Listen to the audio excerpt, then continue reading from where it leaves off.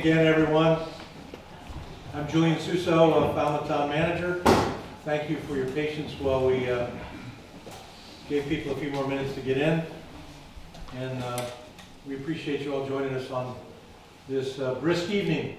It's been quite a day, and much of the power has been restored, and hopefully everyone here is back in the electric business at your personal residence.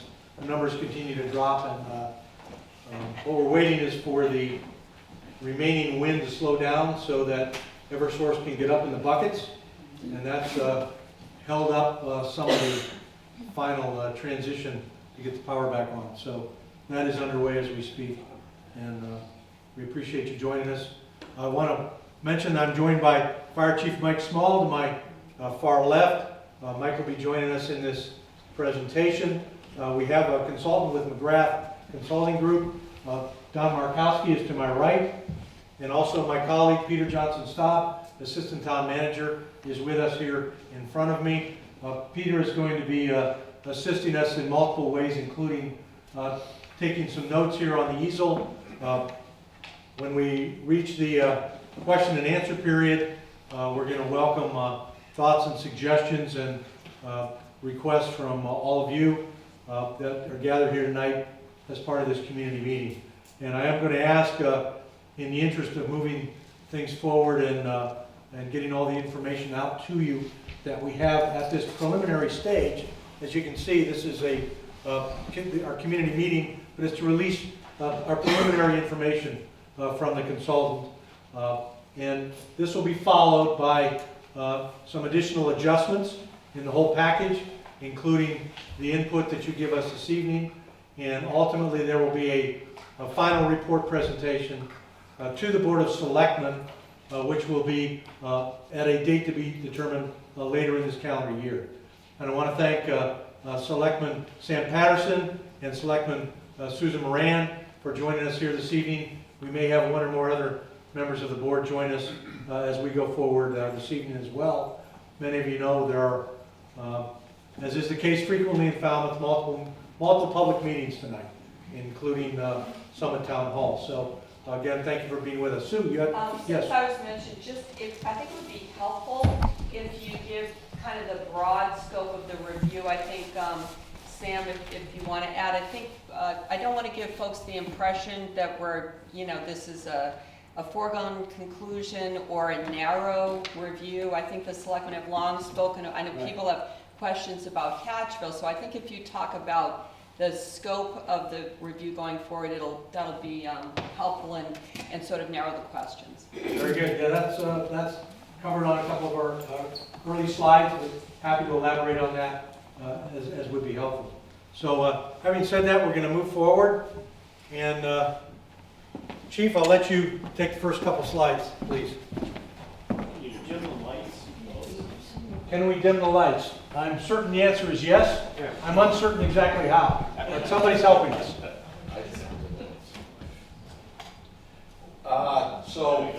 Better? I hate talking to the microphone. Maybe that's a little too much.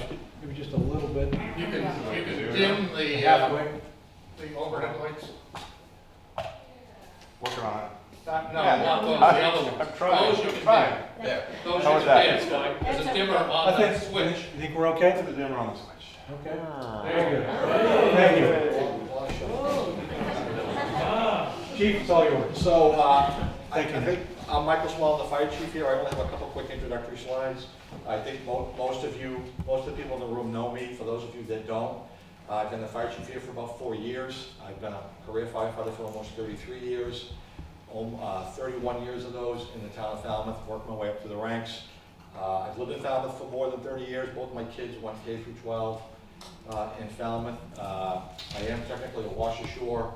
I only had to be in the water a little while though. I only washed down from a place called Monument Beach, so I wasn't really in the water long enough even for my hands to get wrinkled. So this is, I only have, like I said, just a brief introduction of what brings us here tonight. Just 2 quick slides. We've talked about this before. I've been before you folks before talking about this.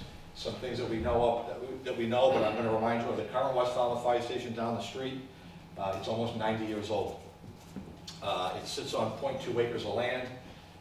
It's way beyond any usable future expansion. It's way beyond any usable application for any modern fire department, any modern fire EMS department. It's too small for any modern fire apparatus. There's no modern diesel exhaust system. There's no decon area for fire gear or medical equipment. No storage. No separate male and female facilities. No ADA compliance. No fire sprinkler systems. And again, the building is almost 90 years old. Existing North Falmouth Fire Station up the street here is almost 70 years old. Right now, it's in okay condition, but really the same things, the same situations apply to the North Falmouth Station that apply to the West Falmouth Station. It's almost a 70-year-old building. It sits on 0.2 acres of land, has no storage, no decon, no separate facilities. It's approaching the end of its life. Right now, I would call the situation up in North Falmouth. The situation in West Falmouth is completely inadequate, has been for a long time.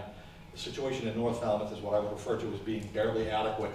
I think one takeaway from this, all of you folks would consider, I think the men and women in the fire department deserve better than being in a 90-year-old building and a 70-year-old building that is lacking all of those modern, accoutrements.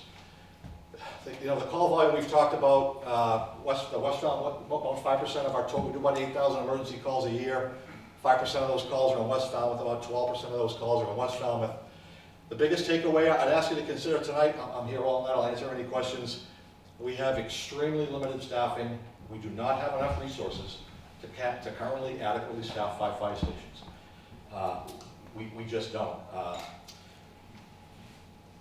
We are appreciative of, you want a second slide, Peter? Oh, I'm sorry, Julie, I got that, yeah. So, we have had some measured gains over the last couple of years with some new positions. I think some things that come up tonight, some things I've heard in the past, with discussions I've had with people from the Village Association, why can't we just put an ambulance there? Having an ambulance, we still don't have enough firefighters. Have an ambulance requires 2 people. I don't have enough bodies at the start of that shift in order to adequately staff 5 fire stations. We barely have enough bodies at the start of each shift to adequately staff 4. We cannot deploy an ambulance with 1 person. Not only can we not, I would not consider that to be an option. Engine response requires a minimum of 2 firefighter EMTs and firefighter paramedics. I would say effective. I wouldn't really call it even effective. The only thing I can really say about 2-person engines is that they're better than 1-person engines. However, the last slide is the big takeaway here. Come July 1st, 2020, with a contractual agreement with the firefighters union, the 1-person fire stations in the town of Falmouth, the 1-person responses are gone. This has been on the radar screen for us for a long time. It was a very collaborative, but contentious, but ultimately successful negotiation with the union. And the town and the union have agreed that the single-person responses that we have operated with throughout all 44 square miles in the town of Falmouth every day, come July 1st, they're done. They're gone and they're not coming back. And that's going to require a significant change in the current deployment models come July 1st in order to adequately provide, the most amount of coverage for the most amount of people. And that's it. I think Julian's got some more. Thank you, Chief. I'm here.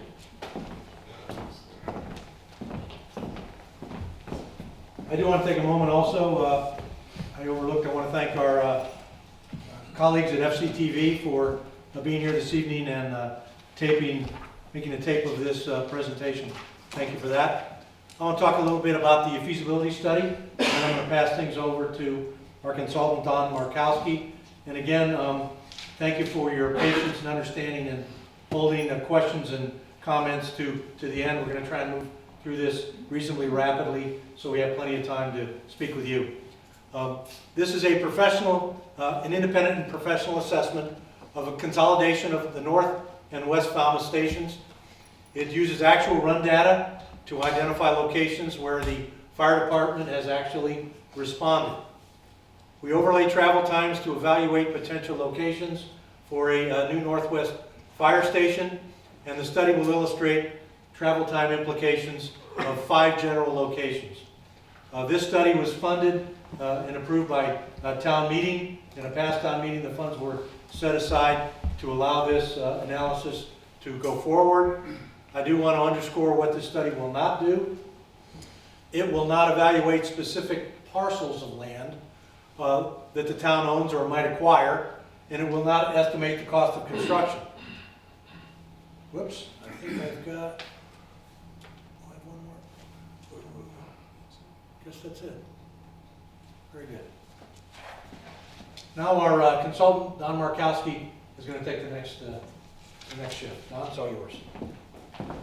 Thank you very much. And I wanted to just take a minute before I start and applaud the town, the elected officials, and the appointed officials for doing this study.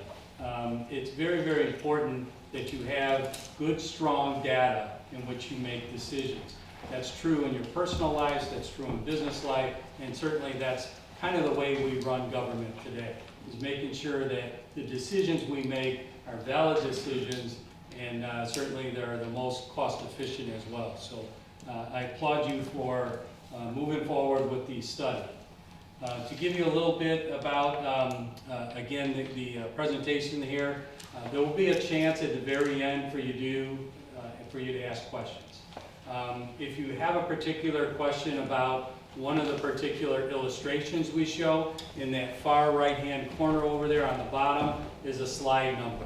If you can maybe just keep it in your mind what that slide number is, we can go back to it. You can ask your question, and then the question will be more relevant to everybody in the group if we can all see what specifically you're asking the question on. So.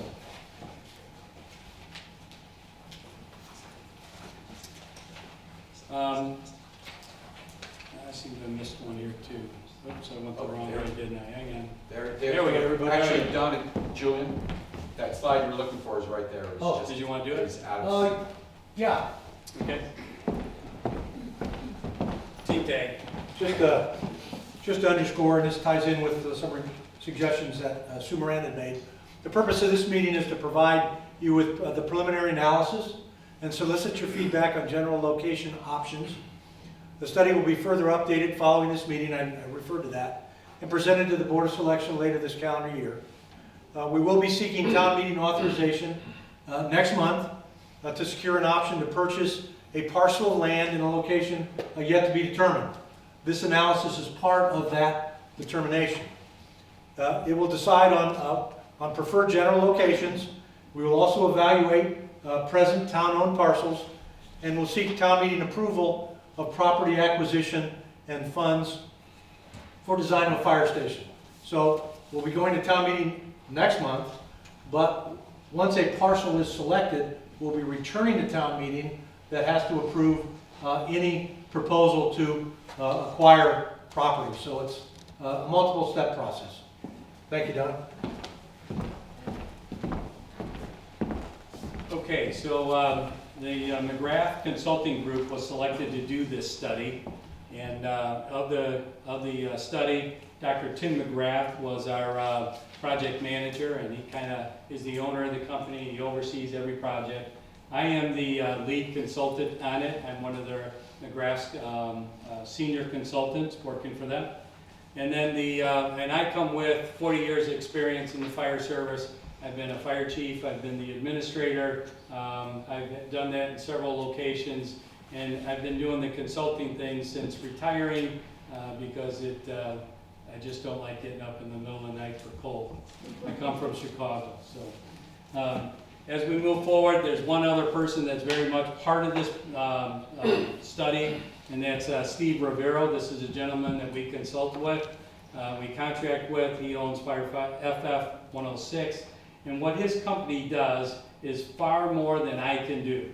His company actually takes the software and actually uses it to its full advantage. It's very, very technical stuff. And as just a layman, it's well beyond my capabilities to be able to put all this data in, overlay all these different maps, overlay all these boundaries. And so we contract out with somebody that does it and does it well. The scope of the work, again, this may be just a little bit redundant, but I want to make sure everybody knows what it is. We had to review all of the incident data from the last 3 years. As the chief had mentioned, they run a lot of calls. They run 8,000 calls a year. In this particular case, 3 years of data was 22,581 calls. A lot of calls for that limited staffing that he was referring to. The other part of the scope of work we were working on was to review those current fire stations, and more specifically, what is the call data out of those stations and how does it relate to the overall picture. We were then to evaluate and recommend fire station location options for specifically the north and the west area of Falmouth. John, the bullet points are not advancing. Yeah. I'm sorry, thank you.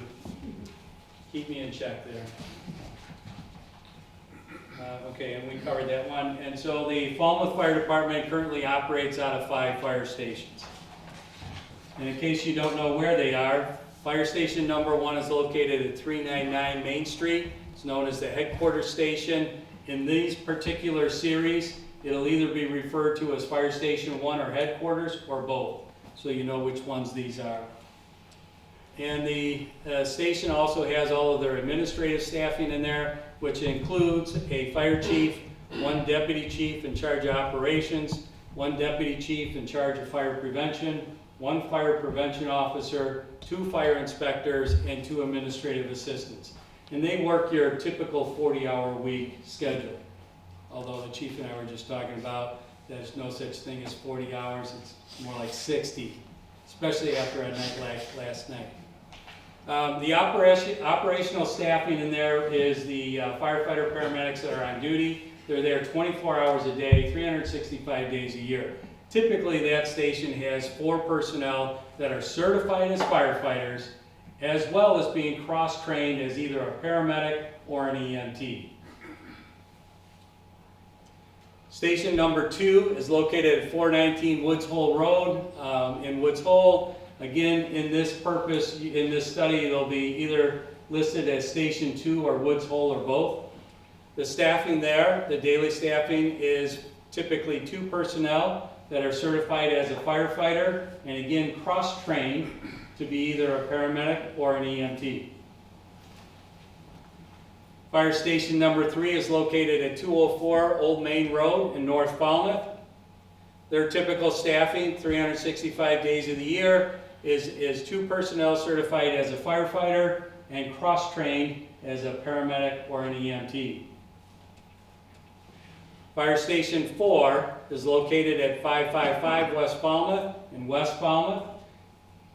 Their daily staffing is typically 1 person certified as a firefighter, and they could be cross-trained as either a paramedic or an EMT.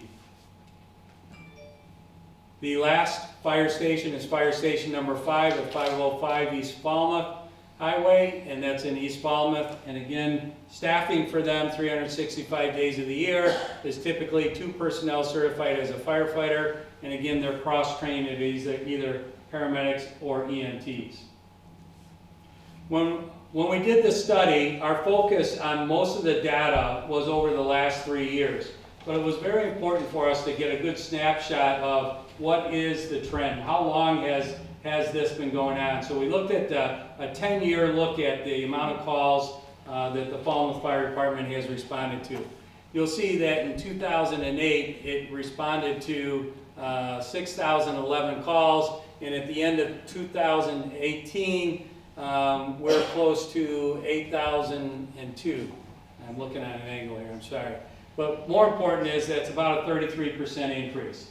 And what we did is we put a trend line in there showing what the average increase is. And that's about 3.3% increase per year in terms of call volume. So we could anticipate in 5 years' time, the amount of calls could go from just over 8,000 up to approximately 9,400. Or in the case of 10 years from now, if it follows that 3.3% trend, you're looking at just over 11,000 calls per year. What we do know across the nation is the call volume is not going down. Fires, actual fires are going down, but the actual call volume continues to rise at a steady state. When we look at the types of calls, the Falmouth Fire Department records all their calls through the United States Fire Administration National Fire Incident Reporting System. Now, this is not mandatory that they do this, but I will tell you that most of the fire departments across the country report their calls through this same process. We found their data that they submitted to us to be very competent, very thorough, and very reliable. And when we look at the data here, we now look at it and we say, okay, well, how does this all work? So I just want to point out a few things here. So you see over here is the type of callings, the ENFR series, and then you have 9 different categories that it can go into. So I'll just point out a couple of them. This one here is the fire, right? So that's the 100 series. That's a very important one. Those are actual fires. These are car fires, these are structure fires, these are vegetation fires. These are the things that you really get, you know, an impact to the community. If we look at that, you'll see in 2016 you have 96 calls, 2017 91, 2018 83, and for a 3-year average you've got 90 calls per year. When you look at the amount of calls that they run, that's only a 1.17% of their calls are actually fires. If you look on the far right corner, you'll see that the national average for that is 4.7. So we could look at that, we can analyze a couple of things. First of all, it's well below the national level. That's a good thing. We can attribute that to good fire prevention. We can attribute that to good public education. We can attribute that to installed systems. In either case, we should commend the town, the chief, for doing a good job. The next category here is a non-fire category, but also a very important one. It's overpressurization or an explosion without a fire. And again, there's many different categories within there. Not a lot of calls, as you can see, for the department in there, so it's really not a significant call. The next one there is the 300 series. Big number here. Very important number. A number that's growing and growing and growing across our country. And that's of the medical calls. So all of the 300 series are the medical type calls. And again, I'll just highlight what those are. Over 5,800 calls in 2016. We went over 6,000 calls in 17 and over 6,100 calls in 18 for an average of just over 6,000 calls a year. That's 78% of what the Falmouth Fire Department does is medical calls. That's a big number. Very important that all this personnel are cross-trained. And again, to compliment the chief for having that done. When we look at that compared to the national average of 64%, that number is high. However, I will tell you that paramedics or EMTs is a luxury. There isn't anything that says a town has to provide that. And that is why that number is so low, the 64%. Because the majority of towns, communities throughout this country are all volunteer and they don't do EMS. And that's why that number is low. So those are the 2 big numbers I wanted to just point out here is the 100 and the 300. Those are the most important ones. And again, this gives you an idea of the type of calls as we move forward and now starting to put them into the software and place them. So now we're going to look at some of the demographics for the area here. And again, I'm going to break them down on the far left side to the headquarters station, Station 1. We've got Station 2, Woods Hole, Station 3, North Falmouth, Station 4, West Falmouth, and again, Station 5 is the East Falmouth area. When we look at the population served, we have a total of over 32,000 people in the area being served by the fire department. When we break that down, we'll see that the East Falmouth area has the most amount of people, followed by the headquarters area, and again, you'll see North Falmouth coming in then, and then West Falmouth, and then the lowest populated area is the Woods Hole area. When we look at total households, because that becomes important too, Again, we look at 14,512 total households, and again, there's a breakdown there as to how many households there is per the station's response area. Now we looked at the type of incidents, the number of incidents, I should say, for each one of those, and again, this is over the 3-year period. And when we look at that, we looked at a total of 22,581 incidents that we put into the system. And again, when we look at that, we look at headquarters station responded to over half of all those calls. Over 11,275 calls came out of one station. And again, he has 4 people there. That's it. Station number 5 would be the East Falmouth area. And again, that was 6,569 calls, and it represented 29% of the calls. If you look at those 2 stations alone, stations 1 and station 5, that's 79% of the calls are coming out of just those 2 stations, for a total of typically 6 people to handle. Then we look at the North Falmouth station, has got 12% of the calls. Woods Hole is the least with 4%, and then the West Falmouth area with 5%. So the area that we're looking in particular as part of this study was the North and West Falmouth stations, which represent 17% of the total call volume. So what does a fire department do?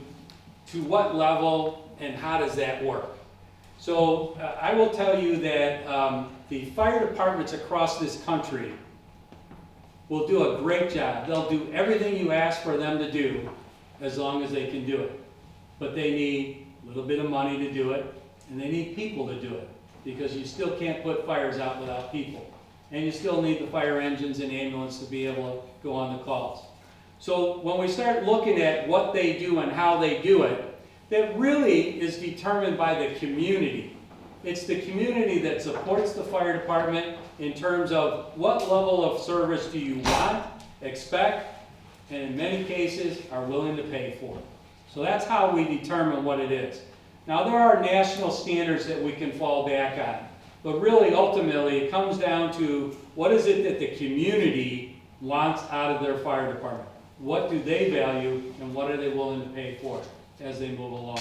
And of course, we see that reinforced through the elected officials and the administrators of the town as well as the fire department. So if we are going to say, okay, well what levels should we be? What's a good baseline? Where do we go in terms of a good department? What works for us?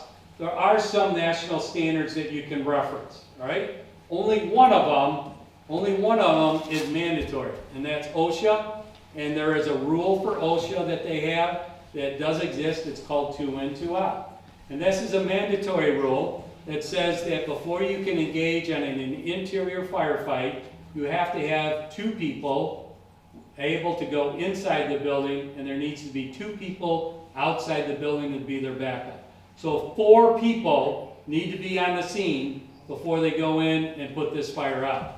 I think that's an important statistic when you listen to what the chief had mentioned, some of his staff, okay? In order for them to go in and put the fire out, how many stations will it require to get there? The 2 in, 2 out is a mandated rule. There are a few other OSHA rules that are also fire service related or medical related. There's bloodborne pathogens and so on and so forth, but these aren't any significant things. They don't mean staffing or anything like that. Now we're going to move on to all the rest of these are all non-mandatory. They don't mean nothing to anybody if you don't want them to. But they're a guide. They're a guideline. The NFPA, the National Fire Protection Association, again, is a non-mandatory agency. The fire department uses NFPA in a lot of the things they do in their business. I would imagine their engines are built to an NFPA specification. I would imagine that in fire prevention, they use NFPA codes for fire safety within the community. NFPA also has another standard, again a non-mandatory standard, that says, NFPA 1710 says that you need to have 4 people on the scene to start a firefight within 4 minutes, and a total of 15 people within 8 minutes. Now, one would look at that and say that's unrealistic, and certainly unrealistic for this town, right? It's just a guide. So what becomes the number? Is it 4 minutes, 6 minutes, 8 minutes? We'll look at that further as we move forward. The next standard that's out there is the Insurance Service Office. And ISO has been around for a long, long time, over 100 years. And they really designed many, many years ago to determine insurance premiums. And that's exactly what they do yet today, right? So if you moved into town and you called your insurance agency and said, hey, I bought this house and I want to get insurance, the one thing that they're going to do is they're going to look up and see what the ISO rating for the town of Falmouth is, and they will then help you determine what your premium is. If you have a 10, that means you have no fire protection. Maybe you're out somewhere in the west, in the mountains or in the desert, and there is no fire department. A 1 is a perfect fire department, or in their eyes, a perfect fire department, if there is such a thing. But they're looking at, more specifically, amount of staff, response time, and training. When I said that they evaluate the town as opposed to the town and the fire department, they actually do both. So when they get your score, you get 10% of the score is the actual dispatch process. 40% of that score is actually the water supply, so all your fire hydrants in the area, because you can't put a fire out without water. And the other 60% is the actual fire department rating. The next one is the Center for Public Safety of Excellence. And again, I think that this is the standard that everybody should look at. I think that it should be the standard whether you're looking to be accredited or not, because what they do is they establish 250 performance indicators and 70 core competencies. These are things that totally evaluate absolutely everything about your fire department. It requires you to keep data, it requires you to predict improvements, and requires you to review it every 3 years to see if you've met your goal. And if you've met the goal, what's the new goal? Because it's a continual improvement process. Again, it's a great process. It is not mandatory, not recommended at this point to do, but certainly keeping data from them is a good thing to do. And the last one is the American Heart Association. You've probably all heard of that. They're very well known for starting CPR as quick as possible as soon as somebody is down and non-breathing and pulseless. And again, they have statistics as to how fast you should start CPR and your survival rate and so on and so forth. So now what we do here is we look at many different factors when we look at the whole town. All right, so in here you can see that the fire stations, North Falmouth's up here, west, east, headquarters, and Woods Hole. And then what we do now is we look at that and we say, okay, what's the actual drive time? So once we put all the streets into the software and we look at it, and it looks at the mileage, the speed limits for all the stations and all of that, and then we say, okay, well, how far can we go? How fast can we get there? This illustration gives us kind of an example of that. So if you see right around each firehouse, you see some heavy green areas, some dark green areas, and you'll see over here, that means that the response time to get to those areas are anywhere from 0 to 1 minute. And then as we get further away out, and we're in the 1 to 2 minute area, and then the 2 to 3, and then 3 to 4, you'll notice that color is changing. So the further it's going away from the station, the lighter it's going, and it's kind of going towards a yellowish color, greenish yellowish color. All right? So when you hit the yellow areas, you're looking at a 4 to 5 minute response time, and here are some of the yellow areas that you see out here on the tips.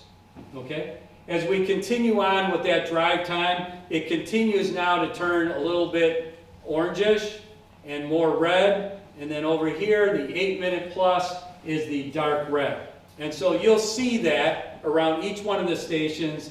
And you see a big area here up here, which is more of the dark red area.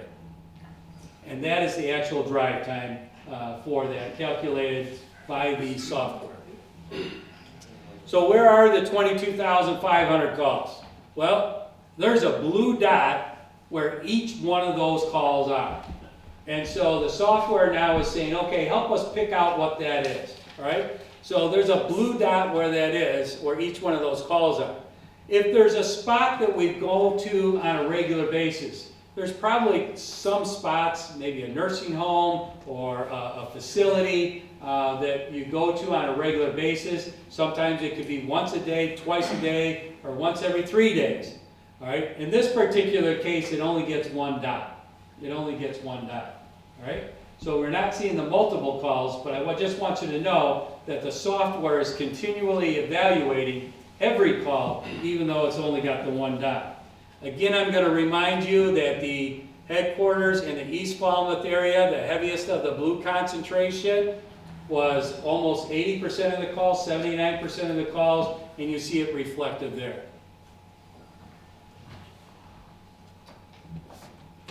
So as we continue to look at, let me catch up on my notes here. As we continue to look at the what we do and the softwares we use to do it, we use, as I mentioned before, a company that does this analysis for us. And the software we use is called Ezra ArcGIS. It just sounds scary to me because I'm not a real computer guy. But what we did is we entered in all that data, or I should say FF106 entered in all that data for us, all 3 years of it, and they put it into that software system. It then uses the software to do the analyzing, all right? We don't analyze. The illustrations you'll see are produced by the software. So we can only ask it questions, we cannot manipulate the data. So when the software looks at things and it analyzes, it's looking at all of those incident locations, the frequency of the incidents. As I said before, some of them may be a couple times a day or twice a week. It'll take into account for that. It'll also look at the type of incidents because that becomes very, very important when it comes to those fires and those medical calls. And then, of course, then it calculates in there what the travel time is to get to those incidents. And again, all 22,581 calls. So the following illustrations are now meant to show alternative general locations for the fire station. As Manager Suso said, the purpose of this study was not to identify a location or 2 locations or even 5 locations. The purpose of the study was to say, what if, where if we're going to do this. And so what we'll show you now is some of that results. So now I'm going to spend a little bit of time on this because this is just an amazing illustration of what the actual software does. So up in the top here, you'll see here the town over there. What the software does is takes the whole town and it puts it into a grid system. Each grid is 1,000 by 1,000 square feet. So it determines what those grids are, and there's 1,354 grids possibilities in here. Now, some of those may have a structure on them, some of them may not. It doesn't matter. The grid is just saying it's a place marker as to what the general location is. Are you following me on that? So now we say, okay, if there were no fire stations in the town at all, none at all, and we wanted to find out where the current best, the ideal fire stations would be, 5 fire stations would be, after it factored in the calls, the type of calls, the frequency of the calls, and the travel time to it, this is where the calls are. So you'll see in the green symbol here is one station, another station, another station, another station, and in a new area would be this station here. Now what we did is in an overlay, we had Steve put on there where the current fire stations are. So there's some good news here tonight. First of all, you'll see headquarters is pretty much where it belongs. You'll see that East Falmouth is pretty much where it belongs. You'll see Woods Hole is real close to where it belongs. And of course, the North Falmouth area is also pretty close to where it belongs, but slightly off. New to this is this station right here. And so when you look at that and you look at the call volume that we spoke about, 78% of the call volume was out of these two stations. Well, that's a lot of calls. And what they need is something to go up here a little bit further to help them with that call volume, 78% of the calls. As well as, do you remember the illustration that had a lot of red up here? This station now would be able to say where that is. Now this is a hypothetical. This is not a recommendation. This is not a recommendation. This is just something that you can look at that and say, that's an interesting way to look at things. But again, this is using the call data and all of the data that we put in there, the incidents and the types and the travel time to determine this. And again, the purpose of this study was not to talk about whether there should or should not be a station here. That's not the purpose of this. The purpose of this study was to look at more specifically the North and West Falmouth area. And again, we gridded that area off specifically. And you'll see there's 513 possibilities, a 1,000 by 1,000 grid area, right? When we looked at that, we said, okay, hypothetically, put in the calls, put in the frequency, put in the travel time, where is that best station to handle that? And you'll see that that best station is just a little bit south and west of where that North Falmouth Fire Station is today. And it will be able to get to 40%, 47% of those calls within 4 minutes. And again, is 4 minutes the standard? Just because NFPA 1710 refers to it, it does not make that the expert. Most fire departments across this country do not respond to an area within 4 minutes. Not many at all, right? But there's our starting point.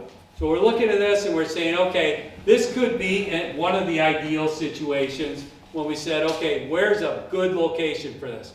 Again, 40% of the time, 4 minutes to the area, right? Now, what if we said, well, what about the rest of the area? So the next illustration here, same thing, same gridded area, same 513 possible sites. We now say, what if that benchmark wasn't 4 minutes, but now it's 6 minutes? What do we do now in terms of our travel distance? Now we see that that station that was about here has moved south and east. And again, that's not to a specific location that I can tell you of. It's just one of those 1,000 by 1,000 grids. I have no idea if there's a house there, a building there, or whatever. This is the hypothetical ideal station location. So you see here that 68% of the time, we're going to be able to get to all those incidents that were recorded in there, and we'll get there within 6 minutes time, right? Now, what happened here? We had that 4 minute time that say we're going to get to the majority of those calls, 47% of the time. It now went down 10%. And the reason being is because the data recognizes that there are some multiple areas up here that they get a lot of calls in. Routine calls in, almost daily calls in.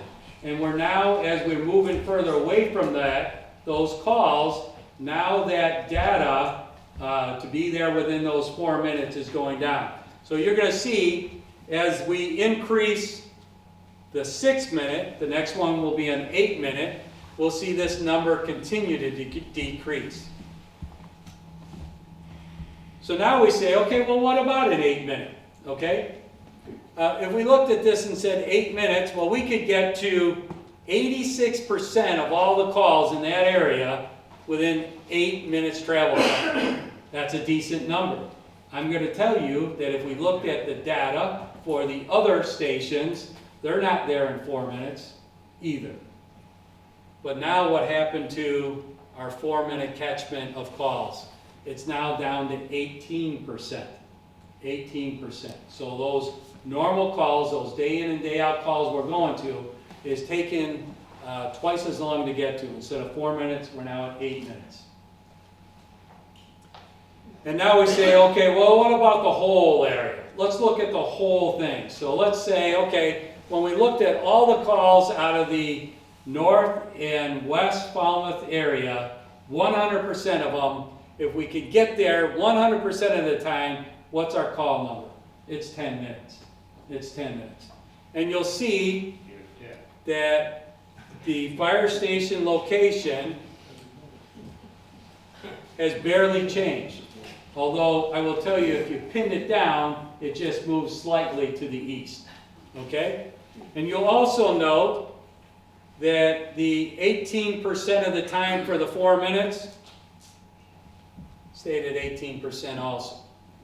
So there's really not a big difference between 8 minutes and 10 minutes is what the software analysis is telling us here. Okay? So that's 4 possible locations.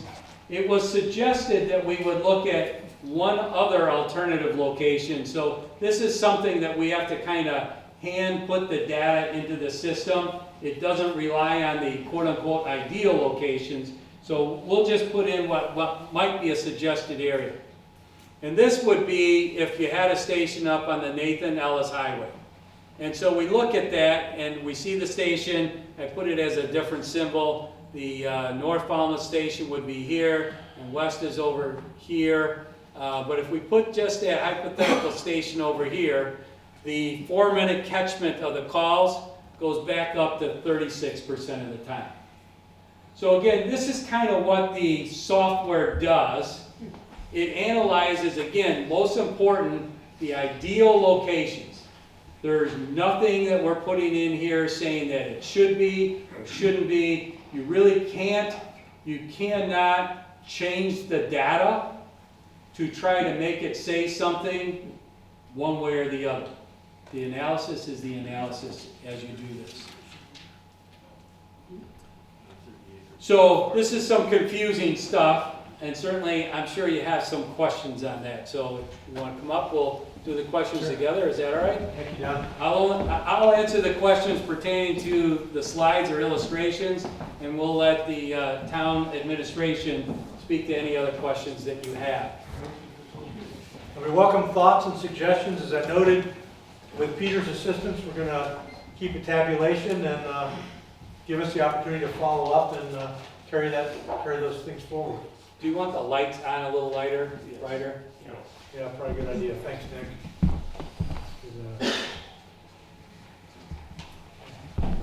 Sure.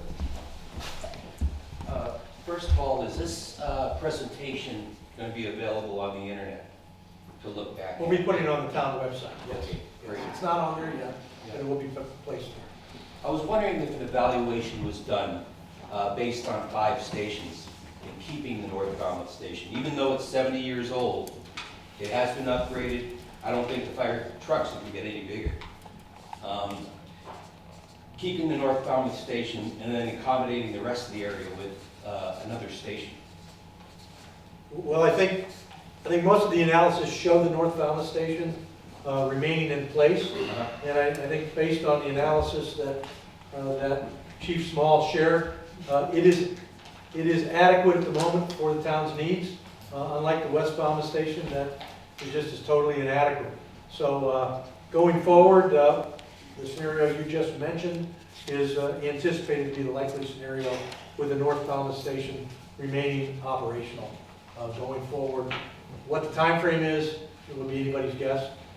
Let me take a moment and welcome our Board of Selectmen Chair, Megan English Braga, who's joined us as well. Welcome, Megan. I just want to speak real quick. As far as the current North Falmouth Fire Station, it's 70 years old. I'm not quite sure what upgrade you're referring to. I can't tell you that the trucks aren't going to get bigger. I can tell you that for my 30-plus years, the trucks get bigger every cycle. They get bigger. That station as well, no ADA compliance, no modern exhaust system, no separate facilities for men and women. Barely adequate right now, but the question is, do we want to... 70 years old is a very, very, very old building. It's on a 0.2 acre parcel. There's very limited parking. It's just not too far behind where we are right here. The doors have been adjusted several times.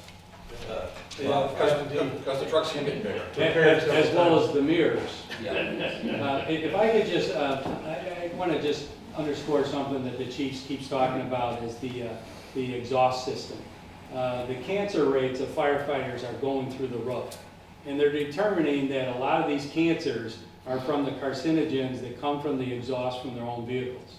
So every time that vehicle starts up in the station, you're introducing these cancer-causing carcinogens into that station. It's got nowhere to go. It goes upstairs into the quarters, it goes into the offices. The turnout gear that is lying on the walls over there, it's absorbed into those materials.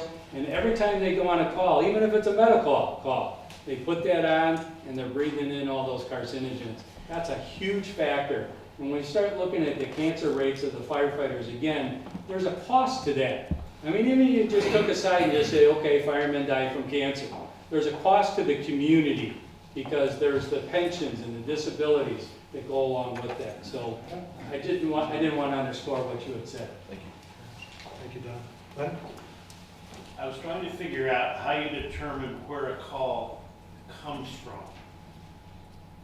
It comes into the dispatcher, and then is it geographically that it comes to North Falmouth, or was it assigned to North Falmouth? I'm trying to figure out how that works. Are you talking about how we know that 209 County Road, There was some of the 5% from West Falmouth. Now, what does that mean? that means that 5% of the emergency calls that occurred over that 3-year occurred in the district that is West Falmouth. Is in the broader district that is West Falmouth? It is the West Falmouth district, correct. How do you determine the borders or the outlines of a district? Well, you gotta draw a line somewhere, so you gotta separate, we operate currently five fire districts right now. Headquarters, Woods Hole is 2, North Falmouth is 3, West Falmouth is 4. So it's basically the geographical area surrounding the current station location. So what do you do with the calls from Catchville? There's no station nearby. It comes from somewhere else. Okay, they're allocated somewhere else. Generally, the East Falmouth, depending on what half side, East Falmouth. depending on which half, if you take Hatchville and sort of draw that line down the middle of Hatchville, sometimes that first response comes from the north, sometimes that first response comes from the east. Got it. And is that drawn, sorry if I might follow up on that question. So do we have that data to show if we were looking at the map, could we say, okay, pointing on the map, at this point on the map, it's going to be associated with North Falmouth Station or West Falmouth or East or headquarters? Is that, have those lines been drawn? Oh, sure, they've been around for 1,000 Yes. years, yeah. Yeah, so they're all predetermined. The dispatch center has that, so if a call comes in, they know exactly where to send it to. And so that was also part of our process that Steve from FF 106 had to get with the fire department and say, help us know where those boundaries are, so that it was put into the software, so we knew when a call was on this side or this side of a response here. And I should note that our communications administrator, Chris Campbell, is with us. Chris, thank you for joining us. Chris oversees the consolidated communications staff that dispatches to the particular locations we're referring to based upon the demarcations for their areas of coverage. Yes? It's interesting where all the calls were in the last 3 years, but that's not where the calls are going to be in the next 3 years, except for where all the nursing homes and rest homes are in the hospitals. So wouldn't it make more sense to be dividing that map into where are all the physical units of the houses? Where are most of the people? Well, some of the data are there. We do list out the household areas, and certainly what we try to do is if we knew that there's going to be a nursing home or a hospital or a multifamily complex going to go into a certain area, you try to be able to say, okay, can we put that in? Now, those have to be done manually. So when the chief just asked me this question before our meeting here, so how am I going to predict going forward? That's where you have to kind of stack the deck. You've got to say, so for example, in that North Falmouth area, we know that there's 2 areas in particular that has high call volume. If for some reason the town approved them to have a 3rd location or a 4th location, that's going to skew that data to go that way. So it really, there's not a slide, there's not an illustration here that is, this is the end all, this tells me everything I need to know. This is where it gets complicated for the elected and administrative personnel to be able to say, okay, this does this, but this does that, where are we going in the future? It's a very complicated process. And again, I don't have the answer. I wish we could all say we're gonna have tremendous growth in the next 5 years and 10 years. Unless they specifically know of things going in, it's hard to predict where it's gonna be. But again, it's not like you've only had a small sampling of calls. 22,000 calls is a large sampling of calls. So we know where the calls are today, and those numbers probably will be growing in the same size or the same end first categories. Thanks, John. Yes, Arthur. One of the things that I went back in the history of the fire department is in the study of 1951 that the town did. The one recommendation they had about the fire department was they put a station in Hatchville. Because Hatchville was the only place that was going to have the expanded growth. Main Street and all of that growth stayed the same. Everything stayed the same. West Falmouth stayed about the same. Hatchville was going to have the biggest growth increases. So they recommended in 1951 that they put a station in Hatchville. So in Hatchville, as you know now, we have Valley Reed, all those developments down through off of Sam Turner and down through there. The second thing that I say is why, what I kept hearing is that we don't have the staffing. Why don't we have the staffing? Why don't we have more firefighters? Well, I guess the best answer to that, Arthur, is that the slide that the chief showed coming in, and that is over about a 3 fiscal year period, we've added 7 additional firefighters. Now, it depends where you want your number to be and what you're willing to pay. We've talked about that concept actually here in West Falmouth on more than one occasion. I know I've been in meetings where we've talked about that. So it's a matter of what people are willing to fund and how many stations they want to build. We're making our best efforts to live generally within our means. And I think 5 years ago, very few people would have predicted that by this date, we'd have 7 additional funded firefighter positions. We're very thankful, working with the chief, board of selectmen, and town meeting, that we've been able to create that at a time when we're limited by Prop 2.5 in terms of the budget increase.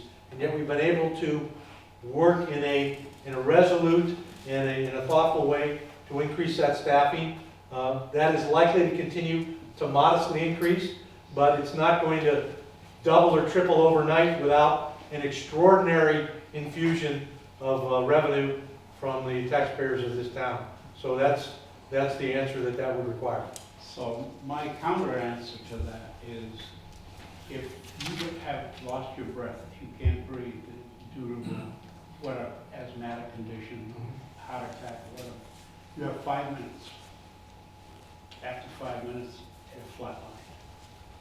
So when we think about what those statistics say, that may be true, but 5 minutes is what we have. It says 98% of our calls are other than fire. And I don't know what the percentage of that is medical, because it's not listed there. So here we have an aging population who come here to live and retire. And a lot of people in the insurance brought that up really well, is that they have that number, 10-year unprotected when you do it very, very well. So here we have older people coming in, like to West Falmouth, let's say. And they say, oh, we have a fire station right down the street. This is good, I'm protected. So one of the things it gives them is the confidence that they know that help is right around the corner.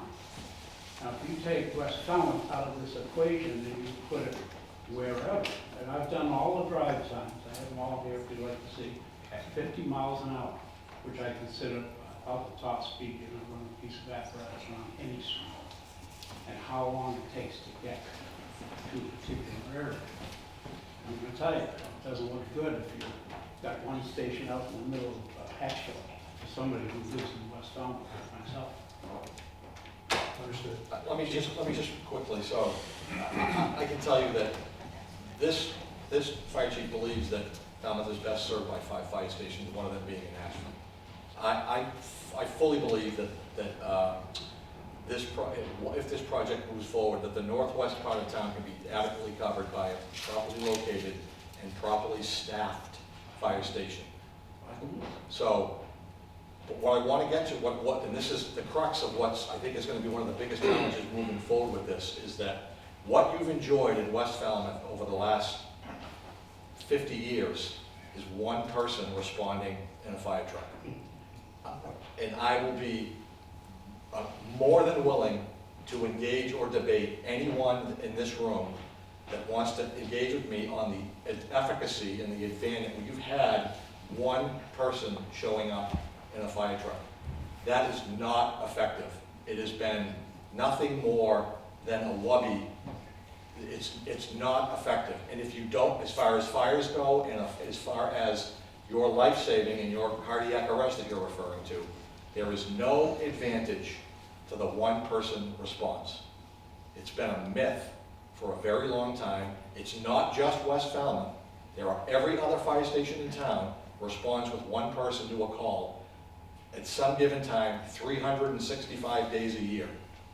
If you don't want to believe me, don't want to believe Dawn, I know this is being recorded, reach out to the National Fire Protection Association. Reach out to the International Association of Fire Chiefs. Reach out to the International Association of Firefighters, the Massachusetts Fire Chiefs Association, the Professional Firefighters of Massachusetts, the American Heart Association. Don't believe me, but what you've been being protected with has been wholly inadequate and incredibly unsafe for the firefighters. And incredibly unsafe. Unsafe firefighters equal unsafe folks. It's been incredibly dangerous for them. However, July 1st, 2020, by agreement with the Firefighters Union, that stops. It stops and it's not coming back. So we're going to have to just adapt to that moving forward. It's almost on a parallel track with what we're talking about here tonight. Can I just put a little down to that? Sure. In 2000, my house caught on fire. And if it wasn't for the one man in that station, I wouldn't have a house. I That will, one man, and we could, that's, and you can argue the point all you want. And I will. I am proof that I'm very happy with one person. regardless, it's done July 1st by firefighters contract. This is where I'm gonna go with this. It's done. Why not bring up 2 people in the West Falmouth Fire Station? Don't have the bodies right Well, why not? Why don't we have the bodies? Well, Well, ask him. now. I do. Ask the taxpayers. They're gonna ask you, why don't we have this body? Why don't we have the? Respectfully, you can ask me. If it was me that was controlling the money, I'd have a fire station in Wacoit, T-Ticket, Hatchville. But it's that's, you go to war with the army you've got. So, But with the taxpayers, we're saying, well, what is it gonna take for us to get this particular? We actually discussed that a couple of times in previous meetings here, and including with Mike's predecessor, Chief Sullivan, in terms of the multi-million dollars that would need to be raised by West Falmouth to do what you're talking about, Arthur. I'm not saying that's not possible, but that's what it would require. So we just need to understand that all of the services we provide involve some type of trade-off between need and available resources, and we're attempting to operate effectively, most effectively, within those limitations. And I understand that there's plenty of room for debate and discussion, and that's one of the reasons that we're happy to be here this evening. So, Megan, did you want to make a comment? Chief, could you just reiterate that starting in July, it's not going to be one firefighter leaving. I mean, we have really made a concerted effort, and the fire department has fought really hard, as they should, to make sure that we're shifting to a standard that's more appropriate, both for the safety of the firefighters and for the efficacy of their response. And so starting in July, we don't, even if we wanted to, we don't have the option of sending one man or woman out on a piece of machinery. It's going to be 2 people. And that's, again, why we're looking at this as a whole, because we're trying to, really get the best bang for all of our dollars, but as we look at both staffing and facilities. I mean, you summed it up, July 1st, it stops by contract. It's been incredibly dangerous, it's incredibly wasteful on overtime, it's incredibly wasteful on, it's burying the dispatch center. It's burying the dispatch center to the point on what would normally just be a typical day in April. They're buried by calls because of the who's on first, the way we've been operating for 100 years. But I'd be happy to enumerate about all those organizations I just talked about. You can check with them, don't believe me, but July 1st, coming the firefighters contract, it's done. The McGrath Consulting Group has done over 400 studies in 40 different states. And so when I speak kind of at a national level. And I will tell you that this is the first time in 400 studies we've ever heard of a one-person fire engine. Typically, it's a three-person fire engine. Every now and then you'll find two, where they'll jump between the ambulance and a fire engine. Never have we ever had one. So we go right back to staffing.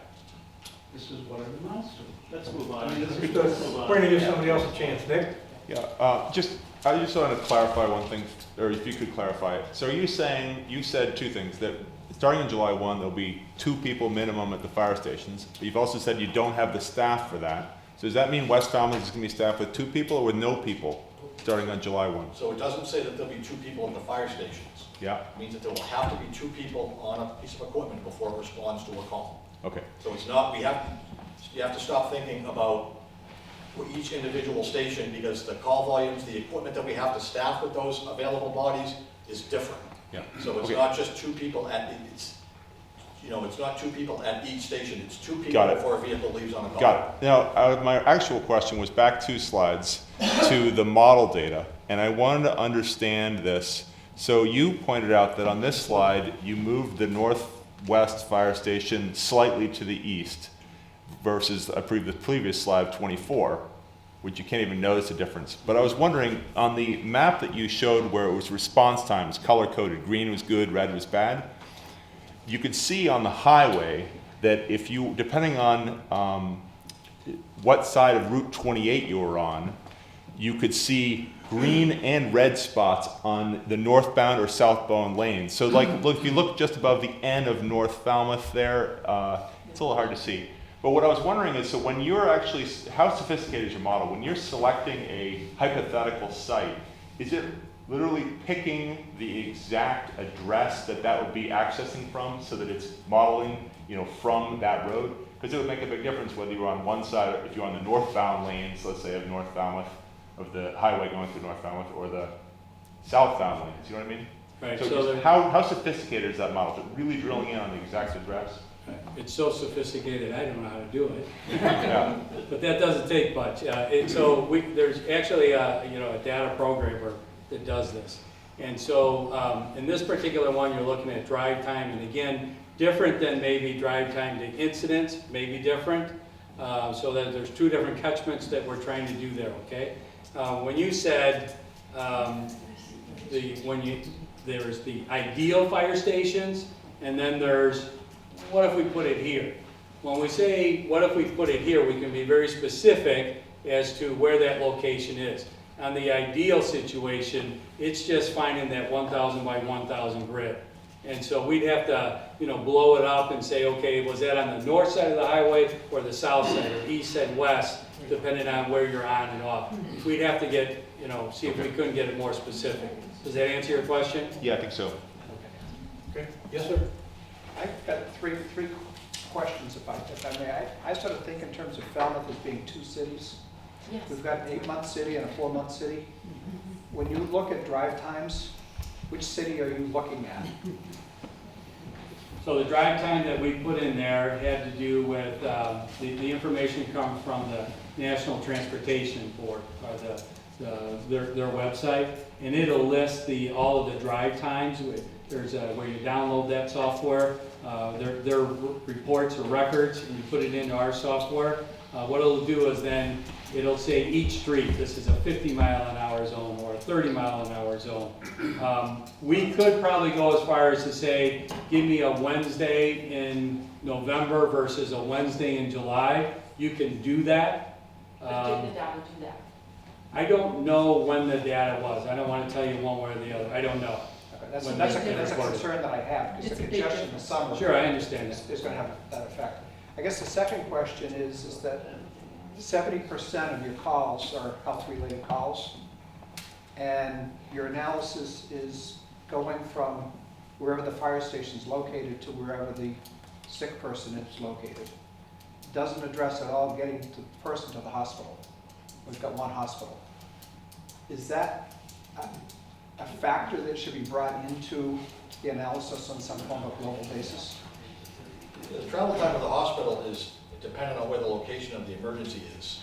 So I don't know how you could, it really, travel times, once you're in the ambulance, the travel time to the hospital really isn't the advanced life support care you're getting in the ambulance. We don't rush anybody to the hospital anymore. We haven't done that for a while. The level of care you're getting in the ambulance is far different than we drive low priority calls to Falmouth Hospital every day with the flow of traffic. So you don't rush at all. So that travel time is, if you live on Terhune Drive, you're gonna have a short ride to the hospital. If you live on Wild Harbor Road, you're gonna have a long ride to the hospital. I don't think that there would be any way to, any data point. And that really has changed since 1970s when the paramedicine came into play.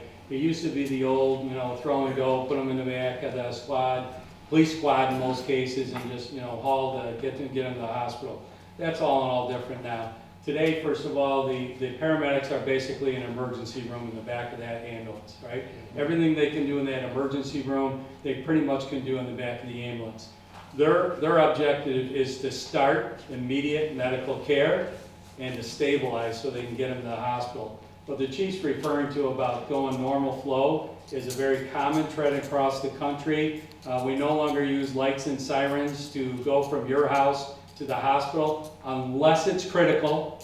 But if it's just a call where you're stable, we're just going to go normally because we don't want to cause any more accidents than what we need. So safety is paramount in our industry, and part of that is looking at how do we deliver our service, which includes transporting now to the hospital. You may be seeing an ambulance going down the street, there's a patient in the back, and you won't even know it because there'll be no lights or sirens. But they're getting the patient there, patient stabilized, they're doing everything that the hospital is telling them to do, and doing it in an efficient way. Okay. The final question I had was relative to severity. All of your data looks at frequency, and there's no identification of severity of the incidents. Is that a factor that needs to be considered? There is not a factor on severity of these types of calls, other than that we document what they are. So a fire call is a severe type of call, but even when you look at the medical calls, all the 300 series, many of them are very, very serious and life-threatening as well. Peter, I think you had a comment you want to make before we... It's not. Moving on. Dan, did you? I think you were patient.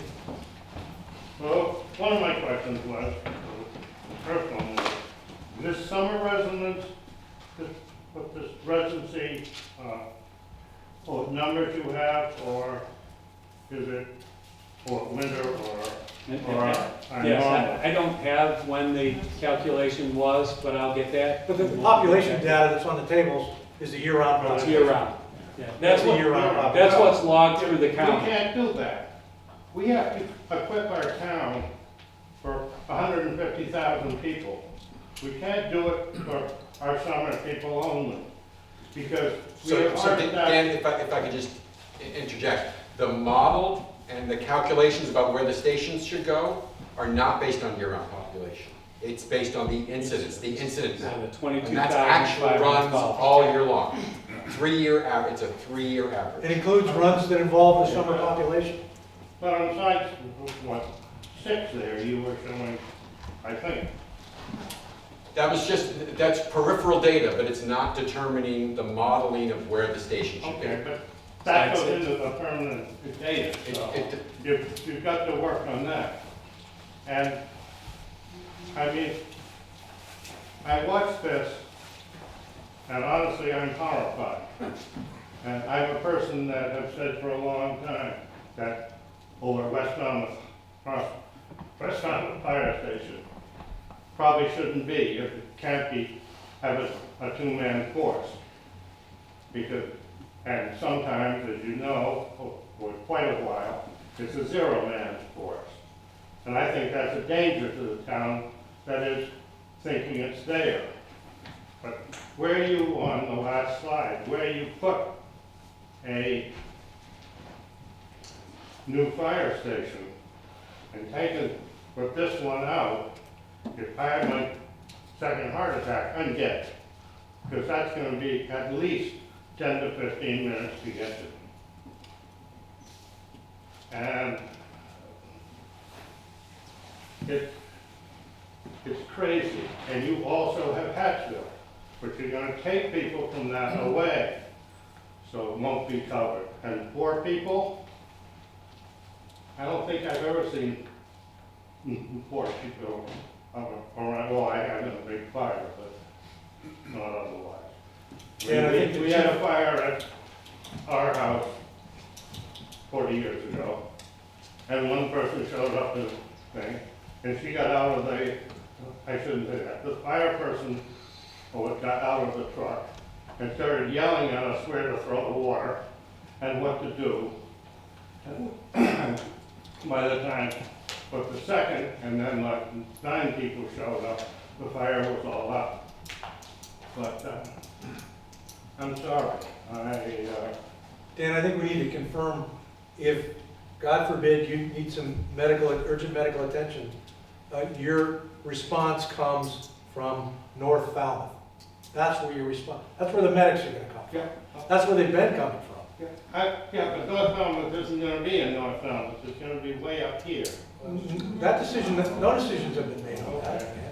Now, the other thing is, I've been told that West Falmouth Fire Station is gonna be closed by after the first of the year. Is that true or not? It's going to be closed as of after the first of the year. Yeah. So that's a good question. Bear in mind, we're on parallel tracks here, though, with this project versus what I have to address come July 1st. July 1st, no more one-person responses throughout the town of Falmouth. I have very, very limited resources. I, as the fire chief, I'm going to have to deploy resources to do the most amount of good for the most amount of people. That is a data-driven decision that I'm going to have to make. I do not have enough resources come July 1st. I know this, I know a lot of hands are gonna go up. I don't think I'm gonna convince anybody in this room that nobody's gonna come to my side before the night's over. I'm just telling you the facts. The facts, what's that? I don't blame you. This is the fact that I'm up against come July 1st. Come July 1st, the one-person responses in the 44 square miles of Falmouth are not limited to West Falmouth. They happen in every single village, every single day. So we cover, a first call comes out of one station with a 2-person ambulance or a 2-person fire engine. That next call gets 1 person. Sometimes it gets 2 people. That next call after that gets 1 person, all in the same district. July 1st, I'm not going to be able to do that. If I had enough people, I'd have a cushion. But come July 1st, the staffing model, the deployment model that I have to do the most amount of good for the most amount of people does not include the West Falmouth Fire Station. Now, is that a yes or no to my answer? July 1st. What? July 1st, 2020, with the advent of the 2-person response mandated by the contract. No. I do not have. Fire station, are you gonna put 2 people, 2 firemen? No, I don't have 2 people to put there, Dan. I would if I could, but I don't have 2 people to put there. Why don't you? You're gonna save money. How much? Well, here's the other issue, Dan. How much certified free cash do we have right now? How many $1 million of certified free cash? And you say you can't afford our lives. You know, I care about our lives. Are you addressing that to me? No, I'm talking about but they're down on the side. Oh, okay. Well, Dan, keep in mind, you're referring to certified free cash. Yes, That is not money that's generated every year. That's one time, you spend that once, it's gone. So we're talking about staffing a fire station continually, not one time, not for a couple of months. We're not gonna hire firefighters and then lay them off. The other reality is, and I think you saw it from the data here, hopefully everybody did, the West Falmouth Station is not an effective location from which to provide either fire or rescue services. It's in the wrong place, including in the wrong place to provide the majority of fire and rescue services for West Falmouth. That's been demonstrated by analyzing 3 years of actual run data that reflects what's actually occurred in the town. And the other piece is, keep in mind that one of the maps that you've seen shows that, yes, there are areas that have longer response times, but if you look, you see that there are very, very, very few calls from those areas. So we have a responsibility, as the chief has said, to place resources where they can operate most effectively in saving lives and property. And that's the mission that we're on. And we understand that we can't please everybody. And we understand that we can generate frightening scenarios that we can talk about. But at the end of the day, responding and saving lives with one person on an engine is not effective. And all the data demonstrates that. but I have a raising of hands here of anybody that would agree that one life isn't important. I mean, we've got to be able to get to each area of town. We all pay taxes. And we've been out, we've had fire chiefs, we've had we've had meetings after meeting, and we get the same thing. There wasn't enough time. And that fire station, putting it a little bit farther east, is not going to get down here in, That decision has not been made. well, This is being analyzed. We have data points, and we're coming forward, and we're welcoming your comments. I want to emphasize, no final decisions have been made, and when final decisions are made, they will ultimately be made by the Board of Selectmen based upon input and suggestions and thoughts and the kind of analysis we're attempting to do. And that's why I want to bring forward as many thoughts and suggestions as you have. So I'd like to give, if I may, Dan, a few other folks a chance to. pardon me? I'd like to give a few other folks a chance to speak. No. Yeah, I fully respect what you're saying. I don't want to ask you not to keep talking, but No. we have other hands up. No. So, yes, all the way in the back. I know you've been patient, please. Thanks, Julian. So, yes, on slide 21, talks about an optimal situation that would provide the most optimal response times for the entire town. Is that accurate? And this slide here illustrates, if there was no fire stations today, it then takes into consideration where all 22,581 calls are. It says where would be the ideal spots for these 5 fire stations to be so that they can get to these calls within 4 minutes. And it would be 78% of the time. Okay, and we have currently 4 of the 5 covered. Correct. So I think what would be helpful for this conversation, either if we have it or if we could get it from the town, is from what I'm hearing, it's going to talk about an influx of resources, of staff and of money. So I think that's an important part of the conversation. Instead of just presenting us with a scenario where we're going to reduce services and create longer response times, I think it's important for us to have the whole picture about what the potential cost would be so that the chief can provide the level of services that I think we all want to expect to have across the town, not pitting one area of town against another. So I wasn't aware of the fact that there may be 10-minute response times in other parts of town.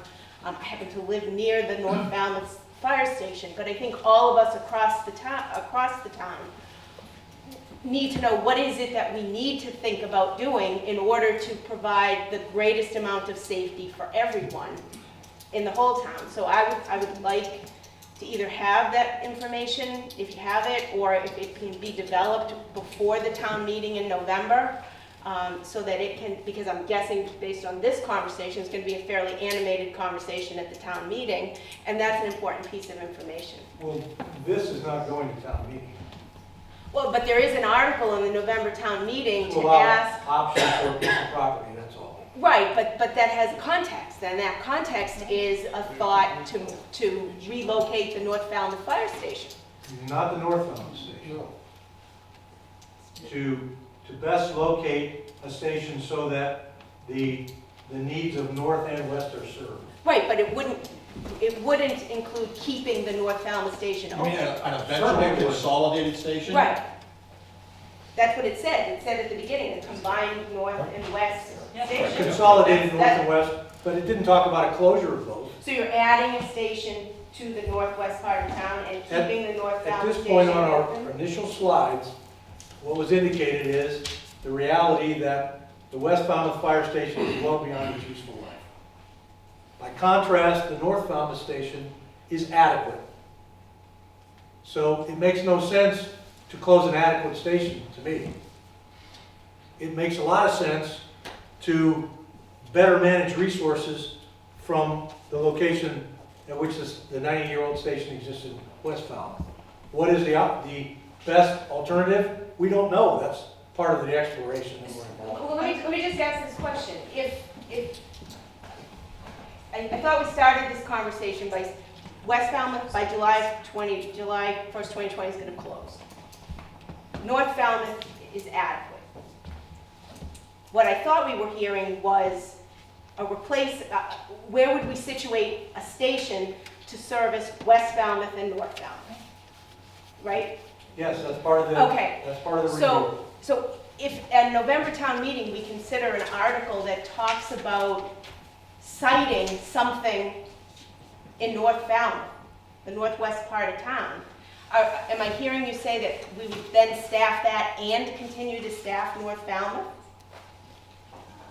Conceivably, but understand, But any new I station. thought we didn't have the staff to do that. Any new station you create is 5 years away. We can't build a station tomorrow and have it fully staffed. So all of these things go into the future. What we see occurring, based upon the information we provided, is the reality we will be operating for a certain period of time with 4 stations. Right, so as of July 1st of 2020, we're going to be operating with 4 stations. That's what we We all anticipate. know that.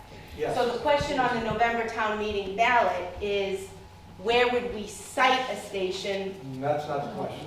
Well, you're asking, Piece of land. Question the question is to look for a land. we are taking to town meeting is, do you care to authorize the Board of Selectmen to be able to explore a location for a potential additional station?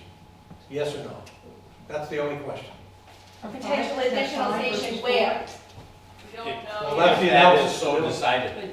But that's what we just saw, those 5 dots that were in the northwest corner of the town. We haven't locked in on one site as yet. But that's what they just showed us, the consultant prepared those options. Those are general location options, correct. There could be others. So we're beginning the analysis for that. I just want to clarify, and then I'm done, but those options that this consultant presented would be instead of the North Falmouth station. No. So you conceivably No, would be adding a station. I just commented, why would we close a station we have told you is adequate?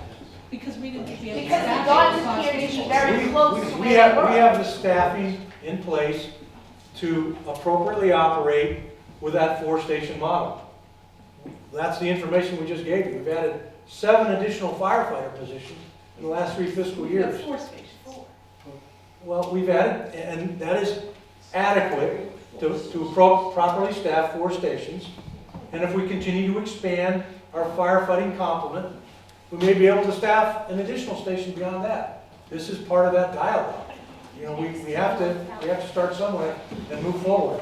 But all the information suggests that the locational answer for wherever an additional station would go is probably not the existing site of the West Falmouth Fire Station, for the reasons noted. So, I want to give somebody a chance that hasn't spoken.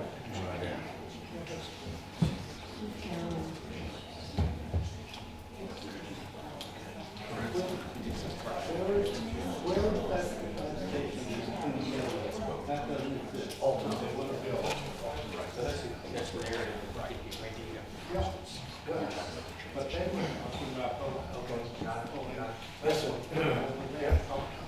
I was under the impression that this meeting was about combining the North and West Falmouth Station together. And I agree with the chief, the one-man fire stations have been obsolete for quite some time. If they're going to consider, I hear you use the word adequate and not adequate, why won't they pick a site to combine the north and west and leave the station open until such a time the new one's built? that's exactly what will happen. So this one's gonna stay open. Not west, north.